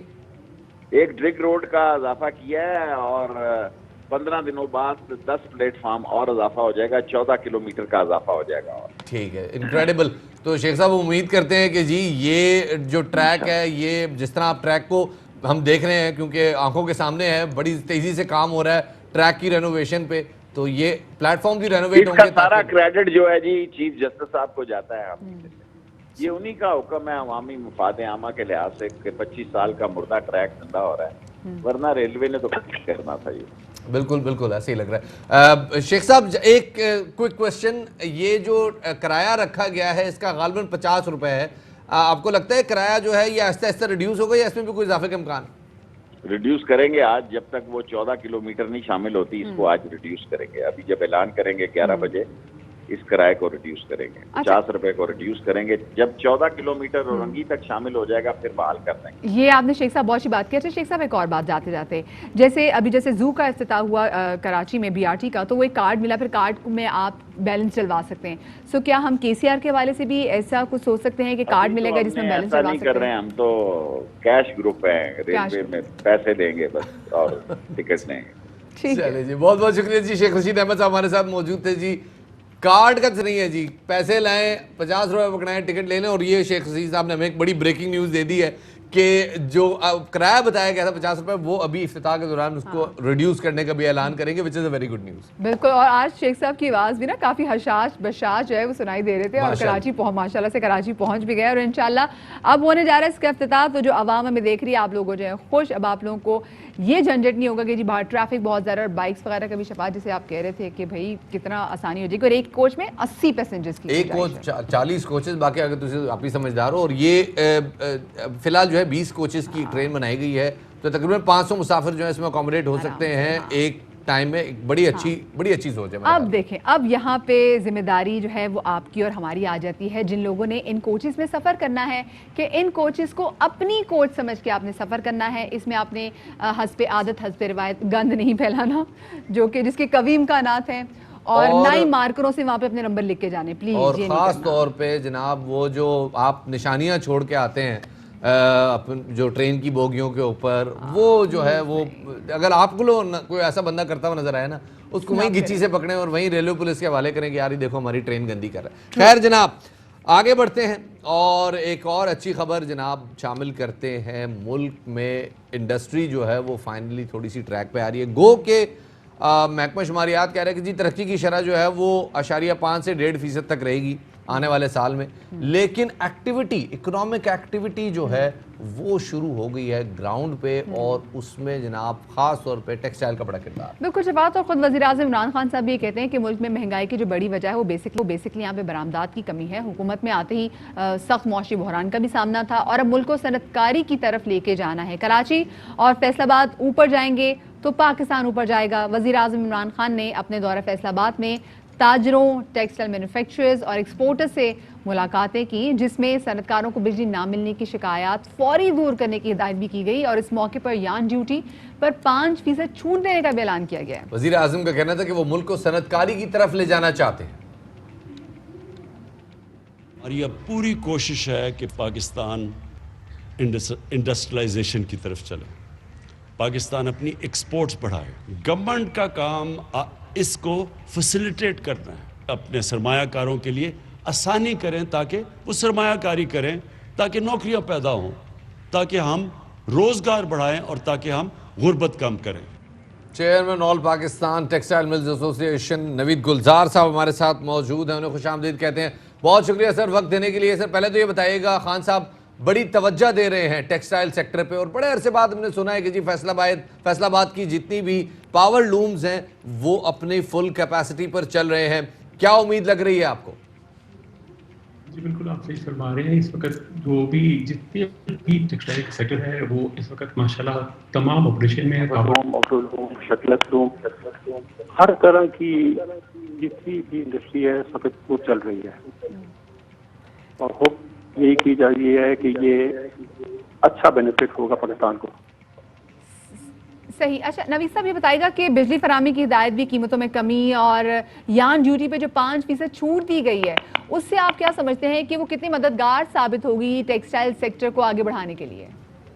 बिल्कुल मददगार साबित होगी। अगर कोई हमारे जो सनतकार हैं जिनको ज्ञान नहीं मिल रहा, उनके पास एक इम्पोर्ट करने की ऑप्शन जो है वो हर वक्त रहेगी। लेकिन हमारी समझ के मुताबिक इसका ज्ञान वाफिर तादाद में सनतों में अवेलेबल है, जिसको चाहिए और मिल सकता है। नवीद साहब, टेक्सटाइल की बड़ी बेसिक नेसेसिटी है कॉटन, और टिड्डी दल की वजह से हमारी कॉटन की फसल थोड़ी मुतासर हुई थी, तो क्या कॉटन इंपोर्ट के लिए हमारे पास मुनासिब तौर पे इंपोर्ट मौजूद है? इस वक्त अगर $1 बिलियन की कॉटन पाकिस्तान में इस वक्त इम्पोर्ट होने जा रही है, और जो भी स्पिनिंग मिल्स हैं जिनको कॉटन की रिक्वायरमेंट है, उन्होंने एलसियाँ वगैरह खोल दी हैं और माल बाहर से आना शुरू हो चुका हुआ है। और बहुत से ममालिक है जहाँ से पाकिस्तान में इस वक्त कॉटन इम्पोर्ट हो रही है। बहुत बहुत शुक्रिया जी नवीद गुलजार साहब, हमें इस हवाले से तफसीलात से आगाह करने के लिए। ऐसे बता रहे हैं नवीद गुलजार साहब कि कॉटन इंपोर्ट का कोई मसला नहीं है, नहीं कॉटन में कमी नहीं है, और यान पे भी ड्यूटी कम हो गई है, तो इसका मतलब है कि जितने लूम्स चलाने वाले हैं उन लोगों के लिए इस वक्त एक विन विन सिचुएशन है। बिजली के बिल आधे हो गए हैं, आपके पास यान के ऊपर ड्यूटी कम हो गई है, कॉटन के ऑर्डर्स मौजूद हैं, और बैनुल-अक़वामी तौर पे भी पाकिस्तान के ऊपर तवज्जो है, क्योंकि जो हमारे कॉम्पिटिटर कंट्रीज थे उनमें ज़रा कोरोना ने थोड़ा सा हाथ सख्त किया हुआ है, तो थोड़ा हालात बेहतर हो गए। हालात बेहतर। ये तो थे हमारे साथ रीजनल हेड एफ्टेमा फैसलाबाद के नवीद साहब। यहाँ पर एक छोटी सी ब्रेक लेने जा रहे हैं, हमारे साथ रहिएगा।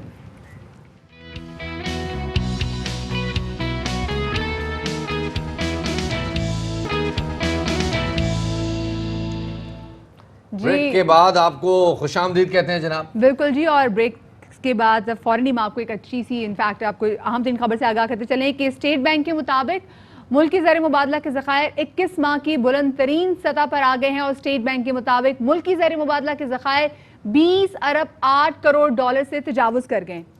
साथ ही आपको बताते चले शहबाज गिल का मावन खुसूसी का एक ट्वीट सामने आया, जिसमें उनका कहना है कि काले किरदार के हामिल बेज़मीरों ने पहले अवाम को लूट खाया, अब अवाम को जाती मफाद और सियासी मकासद के लिए इस्तेमाल कर रहे हैं। पीडीएम की छतरी तले इकट्ठे करप्शन के पुजारियों को अवाम और अवामी मसाइल से कोई सरोकार नहीं, हमेशा बीमारी की आड़ लेते हैं। बिल्कुल जी, एक बार फिर से बताते चलें कि वज़ीर आज़म के मुआविन खुसूसी डॉक्टर शहबाज गिल कहते हैं कि पीडीएम की छतरी तले इकट्ठे करप्शन के पुजारियों को अवाम से सरोकार नहीं है।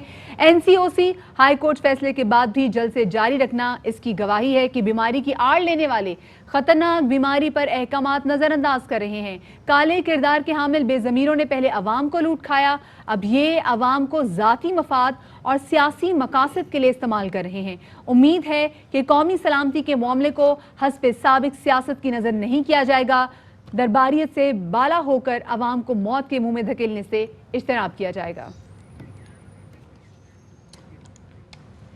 और अब जनाब पाकिस्तान सुपर लीग के हवाले से बात करते हैं। पाकिस्तान सुपर लीग 5 फाइनली अपने अख्ताम को पहुंची जी, और इसके अख्ताम पे cherry on top Karachi Kings की जीत रही, और कराची और लाहौर का फाइनल पूरे मुल्क की नजरें उस पर जमी हुई थी। बट इस सारे मामले में जो कमेंडेबल जॉब है वो ये कि जनाब वो PSL का सिलसिला जो 17 मार्च को रुका था उसको रिज्यूम करना। पूरी दुनिया में जिस तरह से कोविड की धूम मची हुई थी और कोविड के होते सारे लोग बैकफुट पे थे, PSL ने जो एक काम किया, और PSL मेरे ख्याल में ऑब्वियसली क्रेडिट तो PCB को जाता है कि जिस तरह से उन्होंने PSL को वापस रिवाइव किया और सीजन 5 को कंप्लीट करवाया, इट वाज कमेंडेबल। शफात, एक ऐसे टाइम में जब देख रहे हैं कि दुनिया भर में जिस तरीके से कोरोना फैल रहा है और जो हमारे इंटरनेशनल प्लेयर्स हैं वो सफ़र करने को प्रेफर नहीं करें, लेकिन फिर भी पाकिस्तान में हमारे इंटरनेशनल प्लेयर्स भी आए, सूरत हाल को इतना अच्छा रखा गया, प्रॉपर बबल के अंदर तुम्हारे इंटरनेशनल प्लेयर्स जो हमारे नेशनल प्लेयर्स हैं उनको रखा गया, और उसके बाद एक कमाल किस्म का शो हुआ। तो देख के शफात, हमारे पास पाकिस्तानियों के पास इतने अरसे से पूरा 2020 जब से आया है, हम महंगाई से हम तंग हैं, हमारे यहाँ कोरोना की वजह से इतनी अमवात हुई हैं, कोरोना के केसेस बढ़ते जा रहे हैं, मुसलसल एक डिप्रेशन है। उसमें जो PCL जब देखा कि PSL जो आया, सो उसने तो माहौल ही चेंज कर दिया। और ऑफ कोर्स हम जहाँ नजम सेठी साहब को मुबारकबाद देते हैं, हम PCB को इतना ज़बरदस्त और ग्रैंड शो करने पर भी मुबारकबाद पेश करते हैं कि जो पाकिस्तान की क्रिकेट इससे रिवाइव हुई है, उसके क्या कहने। तो जनाब इस हवाले से बात करने के लिए हमारे साथ मौजूद हैं मोहम्मद वसीम खान, जो कि CEO हैं PCB के, उनको शामिल गुफ्तगू करते हैं। बहुत शुक्रिया सर हमें वक्त देने के लिए। पहले तो वसीम खान साहब, अ कमेंडेबल जॉब, बहुत बहुत मुबारकबाद, PSL मुकम्मल हुआ और पीएसएल मुकम्मल होने के साथ कराची किंग्स की जीत पे गया, वो तो चले क्रेडिट हम आपको नहीं देते, लेकिन डेफिनेटली कमेंडेबल जॉब। सर कितना मुश्किल था प्लेयर्स को वापस कन्विंस करना कि जी आप वापस आए पाकिस्तान और पीएसएल को कंप्लीट करें? देखिए ये आसानी वाली बात नहीं थी कि हमने जैसे आप कह रहे हैं हम फरवरी मार्च में हमने इसको पोस्टपोन किया था, तो हमने रिज्यूम किया नवंबर में इसको फाइनलाइज और कंप्लीट करने के लिए। लेकिन इसके पहले भी हम कायदे आज़म ट्रॉफ़ी शुरू कर दिया था, तो we showed the biosecure setup उधर कायदे आज़म ट्रॉफ़ी में भी। फिर जिम्बाब्वे की टीम भी आई थी, 3 T20s 3 ODIs भी वो भी खेले हैं। तो हमने एविडेंस किया था कि बायोसिक्योर एनवायरनमेंट जो हमने डेवलप की है, जो हमारे मेडिकल स्टाफ और ऑपरेशनल स्टाफ और डोमेस्टिक स्टाफ ने डिलीवर की है, वो second to none in the world. देखिए दूसरे मुल्कों में क्रिकेट कम हो रही है, इंडिया भी UAE में खेल रहे हैं, लेकिन Pakistan is the only country in the world जिसने फुल डोमेस्टिक स्केड्यूल अनाउंस किया था। तो हमारे बैकग्राउंड को एक्सपीरियंस भी नहीं था बायोसिक्योर का, तो हमने फ्रॉम स्क्रैच डेवलप किया और अल्हम्दुलिल्लाह इंटरनेशनल प्लेयर्स भी खुश थे, जिम्बाब्वे की टीम भी खुश थी, तो we have managed to complete it. Also हमने देखा कि जिस तरीके से PSL के लिए जो इंटरनेशनल प्लेयर्स आए थे, जो उनका कॉन्फिडेंस था पाकिस्तान में, वो भी हमें बहुत अच्छे तरीके से नज़र आ रहा था। अच्छा, अभी ये बताइएगा कि क्रिकेट बोर्ड ने जो पाकिस्तान में क्रिकेट की बहाली के लिए जो बड़े ममालिक को जो टारगेट किया है, जो उनको पाकिस्तान में बुला रहे हैं क्रिकेट के लिए, इसकी बड़ी वजह क्या है? देखिए पहली चीज़ ये है कि पहले तो लास्ट 4, 5, 10 साल सिक्योरिटी की बात होती थी। सिंस 2015 पाकिस्तान ने एविडेंस किया कि सिक्योरिटी जो हम इम्प्लीमेंट करते हैं इज सेकंड टू नन। तो ये कॉन्फिडेंस और ट्रस्ट वाली बात होती है, जो हम कोशिश कर रहे हैं, रिलेशनशिप्स हम बिल्ड कर रहे हैं क्रिकेट बोर्ड्स के साथ, उसको नर्चर कर रहे हैं कि प्लेयर्स को हम कॉन्फिडेंस दें कि वो ट्रस्ट भी उनके हमारे ऊपर वो लगाएं कि we are everything that we do in the Pakistan Cricket Board, safety और सिक्योरिटी फर्स्ट आती है उनके लिए। तो ये जो पहले हम एविडेंस कर चुके थे ये कायदे आज़म ट्रॉफ़ी की, इसके ऊपर फिर इनको प्लेयर्स को भी कॉन्फिडेंस आ गया था, लेकिन ख़ास तो सिक्योरिटी वाली बात अभी नहीं थी। वो इनको ये पूछ रहे थे कि बायोसिक्योर आपके जो आप सेटअप है कैसे चलेगा, कैसे आप इम्प्लीमेंट करेंगे, तो उसको हमने एविडेंस किया इनको। That's incredible। अच्छा वसीम खान साहब, वैसे आप जब आए थे आपके ऊपर बड़ी तनकीद हुई थी, और पाकिस्तान का थोड़ा सा ना हमारा कल्चर थोड़ा सा फ़र्क है। अगर टीम मैच हार जाए तो हम कोच और कैप्टन को तो रगड़ते ही हैं, हम PCB को भी रगड़ते हैं, और इसी तरह अगर टीम जीत जाए तो हम कोच को और कैप्टन को क्रेडिट देते हैं, PCB को क्रेडिट नहीं देते। तो मुश्किल जॉब क्या रही है, PCB को मैनेज करना या PCB की परसेप्शन को मैनेज करना? देखिए परसेप्शन तो पहले थी, लेकिन हमने बहुत काम किया, हमारी मीडिया टीम, ओवरऑल प्रोफेशनलिज्म जो हम डेवलप कर रहे हैं PCB में, कि देखिए लोगों को परसेप्शन ऐसे चेंज होती है जब आप डिलीवर करते हैं। तो ओवर द लास्ट 2 साल जो हमने गोल सेट आउट किए थे, पहले हम ये कह रहे थे कि टेस्ट क्रिकेट हम वापस ले आएंगे, हमने उसको डिलीवर कर दिया। फिर उसके बाद हम कह रहे थे HPL PSL पूरा पाकिस्तान ले आएंगे, उसको भी हमने डिलीवर कर दिया अल्हम्दुलिल्लाह।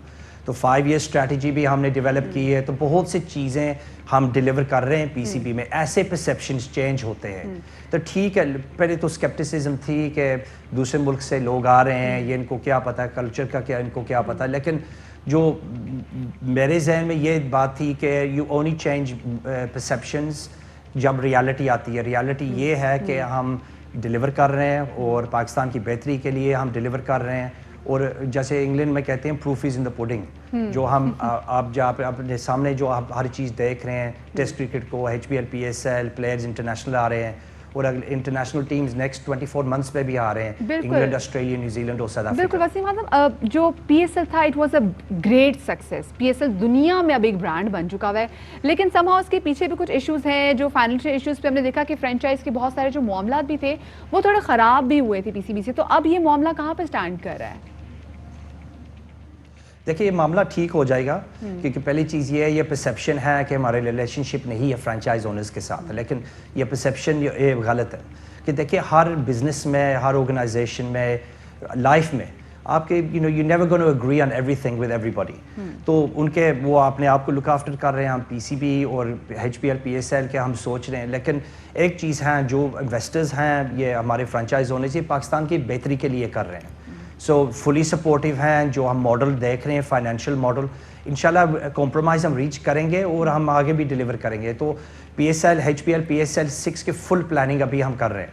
That's incredible. लेकिन साथ PSL 6 की प्लानिंग के साथ साथ हमें अच्छी खबर ये आ रही है कि इंग्लैंड भी पाकिस्तान का टूर कर रहा है। आप जैसे बता रहे हैं कि और टीमें भी पाकिस्तान का टूर करेंगी, तो किन किन टीमों से भी बात चल रही है, किन किन ममालिक से अभी आपने एक एक्सप्रेशन ऑफ इंटरेस्ट मांगा है कि जनाब आए पाकिस्तान और हमारे साथ एक सीरीज़ के लिए?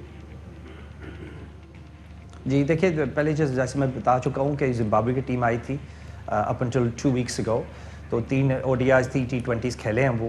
ये इंग्लैंड की बात जो है ना, हमने पहले 5-6 महीने पहले हमने बात ये शुरू की थी उनके साथ कि हम इंग्लैंड गए थे और पहले हम जनवरी की विंडो हम देख रहे थे कि इधर आके 3 T20s खेलेंगे, लेकिन लॉजिस्टिकली इट कुडंट वर्क उनके लिए, हमारे लिए। तो हमने ये डिसीजन बनाया है कि अक्टूबर में आएंगे इंशाल्लाह नेक्स्ट ईयर और 2 T20s खेलेंगे वर्ल्ड कप के पहले, उनकी फुल स्ट्रेंथ टीम आएगी। तो हमारे लिए भी इसमें बहुत वैल्यू है, फैंस के लिए। इंशाल्लाह बाय अक्टूबर शायद if the covid situation is better we can get fans back into the अल्लाह करे ऐसा ही हो, हम स्टेडियम में बैठ के भी देखें। अच्छा, इज देयर एनी चांस, जब हम इतनी अच्छी बातें करें, कि जो डिपार्टमेंटल क्रिकेट है वो समहाउ को आने वाले वक्तों में दोबारा से बहाल हो जाए? देखिए 19 अगस्त 2019 ये कॉन्स्टिट्यूशन पाकिस्तान क्रिकेट का चेंज हो गया था, जो गवर्नमेंट ने साइन ऑफ की है, तो departments had finished by then. लेकिन देखिए ये क्रिकेट एसोसिएशन जो हमने डेवलप की है, उसके नीचे हम 90 क्रिकेट सिटी क्रिकेट एसोसिएशंस को हम इंशाल्लाह in the next few months हम फाइनलाइज कर रहे हैं। उसमें ये प्लेयर जो डिपार्टमेंट्स में खेलते थे उधर खेलेंगे, ये उधर नहीं खेलेंगे, तो फिर हम कोचेज़ इनको हम एजुकेट करेंगे, डेवलप करेंगे कि उन प्रोग्राम्स में वो भी डिलीवर करें, स्कूल्स में, क्लब्स में, वो क्रिकेट एसोसिएशंस के अंदर। सो अनफॉर्चुनेटली डिपार्टमेंट क्रिकेट हम मूव ऑन हो गए हैं, क्रिकेट एसोसिएशंस के साथ हम चल रहे हैं, क्वालिटी ऑफ क्रिकेट भी हम देख रहे हैं, प्लेयर्स का फीडबैक भी अच्छा आ रहा है। तो देखिए इशू हमारे लिए ये है कि PCB इज नॉट आप ठीक है, you have moved on, departmental cricket जो है वो एक पास्ट हो गई है, लेकिन जो सिटी क्रिकेट को आप डेवलप करना चाह रहे हैं, इसके लिए पैसा चाहिए, और वो पैसा पहले डिपार्टमेंट प्रोवाइड कर रहे थे, तो वो पैसा कैसे मैनेज होगा, कैसे सिटीज जो हैं वो अपनी टीम्स को डेवलप कर पाएंगी? देखिए हम इंशाल्लाह इन द नेक्स्ट 2-3 वीक्स हम 3 स्पॉन्सर्स को हम अनाउंस कर रहे हैं क्रिकेट एसोसिएशंस के, मेजर स्पॉन्सर्स। उसके अंदर वो जो पैसा मिलेगा उनको, वो सिटी क्रिकेट एसोसिएशंस को डेवलप करेंगे। हर क्रिकेट एसोसिएशन के नीचे तकरीबन 10 या 15 सिटीज़ होंगे, उनका काम ये होगा उनको डेवलप करना। तो ये हो जाएगा कि देखिए जब आप 40-50 ईयर्स का स्ट्रक्चर आप चेंज करते हैं, ये ओवरनाइट ये नहीं हो सकता। कल्चर्स आप चेंज करते हैं, स्ट्रक्चर्स, सिस्टम्स आप चेंज करते हैं, टाइम लग जाता है, लेकिन इसका फ़ायदा पाकिस्तान क्रिकेट टीम को आएगा। हमारा डोमेस्टिक T20 कंपटीशन आपने देखा, हाई क्वालिटी। हमारे शहीन्स टीम जो ए टीम है वो न्यूजीलैंड भी जा रही है मेन टीम के साथ, उधर भी वो उनको मौका मिलेगा, एटलीस्ट 10 और 12 यंगस्टर्स उसमें खेलेंगे। तो ये टाइम लगेगा, ये long term sustainability Pakistan cricket के लिए हम कर रहे हैं। बहुत बहुत शुक्रिया जी। CEO PCB वसीम के साथ मौजूद थे और बता रहे थे PCB के आने वाले प्लान्स के हवाले से। PSL 6 के लिए तैयार हो जाएं जनाब, और इंग्लैंड का दौरा है अक्टूबर में अगले साल। शफात, अभी तो मतलब वो जीत से तो दाढ़ गीली नहीं हुई थी, अब आपने कह दिया कि जी PSL 6 भी आने वाला है। वो मेरे ख्याल से, क्योंकि अब वसीम अकरम साहब भी कह रहे थे ना कि वो इंशाल्लाह 1 से 2 हफ्तों के बाद जो है वो PSL 6 की तैयारियां शुरू कर देंगे। बिल्कुल जी, तैयारियां होनी चाहिए, पक्की होनी चाहिए, क्योंकि अभी ट्रॉफी आ गई है, इस ट्रॉफी को कहीं और जाना नहीं चाहिए। फिलहाल कराची वालों, आप लोगों के लिए एक 54वीं खबर, और वो है कि आप जो है वो जो गुजराती में कहते हैं, गुजरी में कहते हैं ना 54वीं खबर, ये क्या होती है? ये होती है मतलब टॉप हेडलाइन, और वो ये है कि आप जो है वो गर्म कपड़े अगर आपने हल्के से निकाले थे तो थोड़े और निकाल लें। और वजह यह है कि शहर में पंजाब के मैदानी इलाकों से हवाएं आ रही हैं, और इनको साइबेरिया की हवाएं कहना तो मेरे ख्याल में मुनासिब नहीं, क्योंकि वो तो जनवरी में आएंगी, लेकिन ये जो पंजाब के मैदानी इलाकों से हवाएं आ रही हैं, इनमें हल्का फुल्का सा स्मॉग भी आ रहा है, हल्की सी धुंध आप देखते हैं, सुबह के वक्त उठें तो एक धुंध गीली सी छाई होती है। ये मनाजिर जो अभी आप देख रहे हैं, ये है वैसे मनाजिर लाहौर के, क्योंकि लाहौर में इस वक्त स्मॉग का राज है। अभी पिछले दिनों बारिश हुई थी तो स्मॉग जो एग्जैक्टली कलमा चौक का अंडरपास है ये,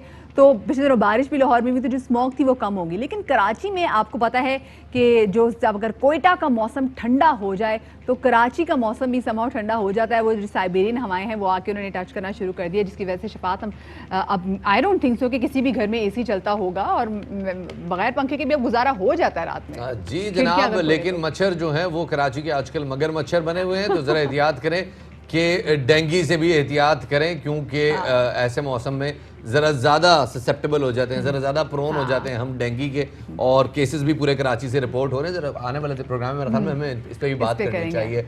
फिलहाल ये बताएं कि कराची में तो हवा जरा ठंडी हुई है, उधर पहाड़ों में बर्फबारी शुरू हो गई है जनाब। ये मनाजिर आपको हम दिखा रहे हैं जनाब मानसेरा के, और जबरदस्त किस्म की बारिशें, अब बर्फबारी हो रही है, और बर्फबारी के साथ साथ जो है मौसम, वो कहते हैं ना वादी ने बर्फ की चादर ओढ़ ली, तो ये बर्फ की चादर वाला आप सीन देखें, ये ऐसे लगती है बर्फ की चादर, और बड़े खूबसूरत बाबू सर टॉप हो गए, नारान कागान। अच्छा, वहाँ पे लैंडस्लाइडिंग में हुई है तो बहुत सारे जो रास्ते हैं वो बंद भी हो गए हैं। वो तमाम तर लोग, अगर आप लोग ट्रैवल करना चाह रहे हो तो प्लीज़ ट्रैवल करने से पहले ये ज़रूर चेक कर लीजिएगा कि जिन जिन शहरों का आप रुख करना चाह रहे हैं वहाँ पर एग्जैक्टली क्या कोशिश करें कि ये घर से ही बैठ के एंजॉय करें, ट्रैवल ना करें, क्योंकि कोविड ज़्यादा फैल गया और शुमारी इलाकों में ज़रा उसकी परसेंटेज बहुत ज़्यादा आ रही है। तो घर बैठे चिल करें और अपने घर में इसी तरह एक क्रेट के ऊपर आग लगा के, जिन लोगों को छुट्टियां बेचारों का मिल रही है वो बेचारे क्या करें, मेरे ख्याल वो भी घर बैठ के चिल करें। जब छुट्टी लेने का टाइम था तब छुट्टी मिली नहीं उनको, फायदे ही कोई नहीं, मुझे नहीं मिली, मैं क्यों दूं किसी को ना, मैं भी रिकमेंड नहीं करता। खैर जनाब, एक छोटा सा ब्रेक लेते हैं, ब्रेक के बाद दोबारा आएंगे, हमारे साथ रहिएगा।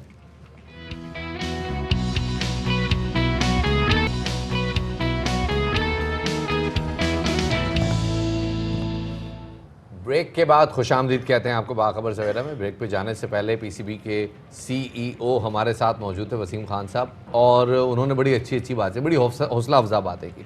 ब्रेक के बाद ज़रा अब कुछ ऐसे लोगों का हम हौसला मज़ीद बढ़ाएंगे जिनको मुआशरे ने मुस्तरद कर दिया या उन्होंने ख़ुद को मुआशरे से अलग कर लिया है, और हम बात कर रहे हैं जनाब ख्वाजा सराओं की। बिल्कुल शफात, और हमने देखा है कि इस्लामाबाद में एक ऐसा इंस्टीट्यूट है, एक ऐसी ऑर्गेनाइजेशन है, एक ऐसा वर्कशॉप है जिसका नाम है महानुश, और महानुश में तकरीबन 30 के करीब ख्वाजा सरा काम कर रहे हैं।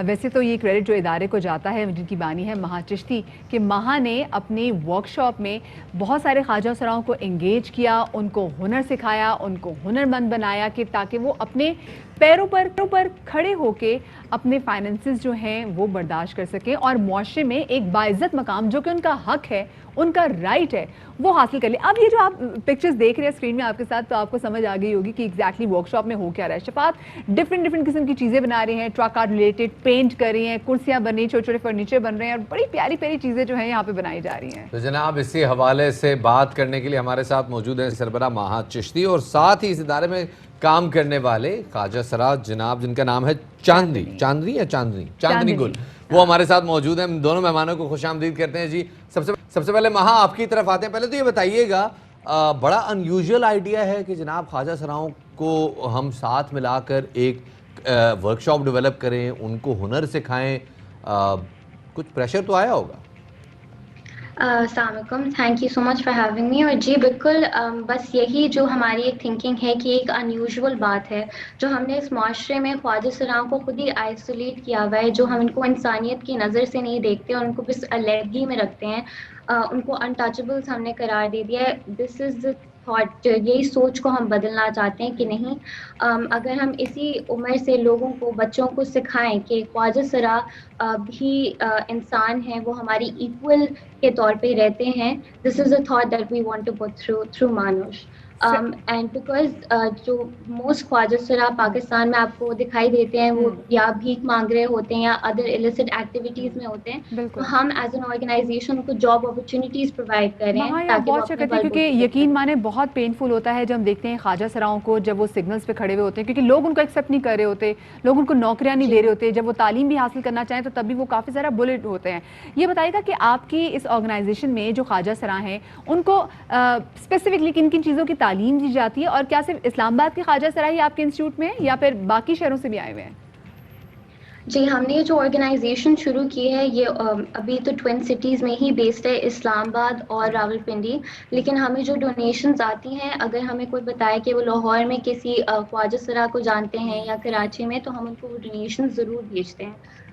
बात जो दूसरी आ गई कि इनको जो आप भीख मांगते हुए देखते हो और अदर एक्टिविटीज़, तो वो भी हमारी ही गलती है, because even though legislation is passed और कहते हैं कि इनके राइट्स इनको गिवन हैं, लेकिन इनके राइट्स की इनको खुद कोई अवेयरनेस नहीं है, क्योंकि गवर्नमेंट ने दी ही नहीं है।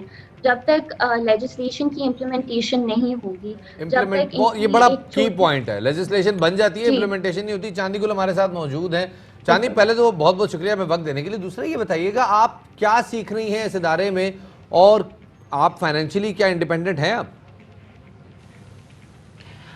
अस्सलाम वालेकुम सर। वालेकुम सलाम। सर हमें मिली थी 1 साल पहले ना, तो इन्होंने हमारे लिए एक कारीगर का अरेंज किया था। अच्छा। उस कारीगर ने हमें ये लकड़ी का काम सिखाया था, ठीक है। तो उसके बाद फिर मैंने ये काम जब सीखा था ना, उसके बाद मैंने ये काम शुरू कर दिया। तो उसके बाद फिर 6-7 लोगों को मैंने ट्रेन भी किया है, तो 6-7 लोगों को भी ट्रेन कर रही हूँ मैं। अच्छा चांदनी, ये बताएगा कि आपने एकदम से जब ये काम शुरू किया और आप एक अच्छी बहुत ज़बरदस्त काम करें, बहुत क्रिएटिव आप काम करें जिसमें आपका अपना इंटरेस्ट भी है, हौसला अफजाई आपकी कितनी हुई, आपका कॉन्फिडेंस कितना बढ़ा? मैम पहले की बात और थी, पहले तो लोग इग्नोर करते थे, लेकिन जब से ये काम मैंने शुरू किया है तो ऑल वर्ल्ड से ना रिस्पेक्ट मिली है, लोगों ने बहुत अप्रिशिएट किया, लोग बहुत इज्जत दे रहे हैं। तो मुझे बहुत खुशी भी महसूस हो रही है कि देखो लोग कितना खुश हैं मेरे काम की वजह से, तो मुझे हौसला मिला है, तो फिर मैं इस काम को अब आगे बढ़ाने की कोशिश कर रही हूँ। बहुत अच्छी बात है। जानिए, आपने खुद नोट किया है या आपकी कोई ऑब्जर्वेशन है कि जो काम आप लोगों से मंसूब किया जाता है कि जी या आप सिग्नल पे खड़े होकर भीख मांगेंगे या कोई इस किस्म की दीगर एक्टिविटी होगी, उससे हटकर जब कोई भी एक्टिविटी, कोई भी काम आप सीखते हैं या कोई हुनर आप आगे बढ़ाते हैं तो मुआशरा बड़ा ज़्यादा वेलकम करता है। क्या आप एग्री करेंगे इससे? जी सर, इस चीज़ को मैं एग्री करती हूँ कि दूसरे कामों की वजह से इस काम में जो आप मेहनत मजदूरी का काम कोई भी करते हो, तो एक ख्वाजा सरा जो कि हमारे पाकिस्तान की कम्युनिटी कोई भी एक्सेप्ट नहीं करती, भीख मांगना या डांस करना ना, तो जब लोगों को पता चला है कि पाकिस्तान में पहला ख्वाजा सरा जिसने हुनर सीखा है और फिर अपने काम को बढ़ाया और अपनी कम्युनिटी के लोगों को भी सिखा रही है, तो अपना रोजी रिज़्क कमा रही है। बिल्कुल तो आपसे कह रहे हैं, यहाँ पे हम बहुत सारे अपने ख्वाजा सराओं सराओं को देख रहे हैं, तालीम हासिल कर रहे हैं और अपनी अपनी पर्टिकुलर फील्ड्स में भी जा रहे हैं। मुझे महा आप ये बताइएगा, जब मीडिया पे बात भी आ गई है, इंटरनेशनल मीडिया में भी डिस्कस किया जा रहा है, तो लोगों का रिस्पांस कैसा है उन चीज़ों की तरफ जो कि आप लोग बना रहे हैं, यहाँ पे मैन्युफैक्चर कर रहे हैं? People have been very happy. जब भी कोई देखता है कि हम ख्वाजा सरा को अपने साथ इस काम में शामिल कर रहे हैं, तो the applause is been very high. हर कोई बस खुशी से ही आता है, खुशी से देखता है, एंड एवरीवन हर कोई बहुत सरप्राइज्ड होता है ये काम देख के, क्योंकि शायद हमारे माशरे में ये सोच इनकलकेट हुई हुई है कि शायद ख्वाजा सरा इस तरह के काम नहीं कर सकते, इनको इस नेचर के काम में अक्सर देखा नहीं जाता। तो अब जब मीडिया के थ्रू ऑब्वियसली ये बात आगे आई है तो लोग बहुत अप्रिशिएट करते हैं इनकी स्किल्स को। अच्छा महा, ये बताइएगा, जो ये फन पारे या जो भी ये डेकोरेशन पीस या इस तरह की चीज़ें बनाते हैं, क्या कीमत मिलती है इनको इसकी, और क्या ये इनफ मनी है कि ये अपनी गुजर बसर इंडिपेंडेंटली कर सके? It's a non profit organisation, तो हम सिर्फ इसकी कॉस्ट बेयर करते हैं और जितने प्रॉफिट्स होते हैं वो सारे ख्वाजा सरा को जाते हैं। ना सिर्फ वो ख्वाजा सरा जो हमारे साथ काम कर रहे हैं, लेकिन बल्कि रावलपिंडी, इस्लामाबाद में हम जितने भी ख्वाजा सरा को जानते हैं, हम उनको भी इससे हेल्प आउट करते हैं। हम राशन ड्राइव्स भी कैरी आउट करते हैं, और ऐसे कोविड के दौरान जहाँ पे इतनी अनसर्टेनिटी है, मानुष ने काफ़ी टाइम से इनके लिए रेंट्स भी कलेक्ट करना शुरू कर दिए थे, क्योंकि एक पॉइंट पे लोग ये सोच रहे थे कि शायद कोरोना इनकी वजह से फैला है या पैदा ही इनकी वजह से हुआ है, तो उनको घरों से भी निकाल दिया गया था। ये सोच हमारी महा बहुत अजीब है, और एज ए सोसाइटी मुझे लगता है कि सोच की वजह से हम बहुत ज़्यादा फेल हुए हैं। लेकिन आप लोग बहुत अच्छा काम करें, वेल डन। एंड महा प्लीज़ ये काम आप करते रहिएगा। चांदनी, आपका भी बहुत ज़्यादा शुक्रिया, और आई एम श्योर कि आप आगे भी ऐसे ही मेहनत और लगन से अपना काम करते रहेंगे, और आपको देखिए और बहुत सारे ख्वाजा सरा जो हैं वो भी अपने आप को इस हुनर में लेकर आएंगे। यहाँ पर अब शफात, मेरे ख्याल में जनाब बिल्कुल इजाज़त चाहने का वक्त हुआ चाहता है। अपना बहुत सारा ख्याल रखिएगा। शफात अली, और आपका क्या नाम है? मदिहा नकवी को दीजिए इजाज़त। शादरी आबादरी, अल्लाह हाफ़िज़।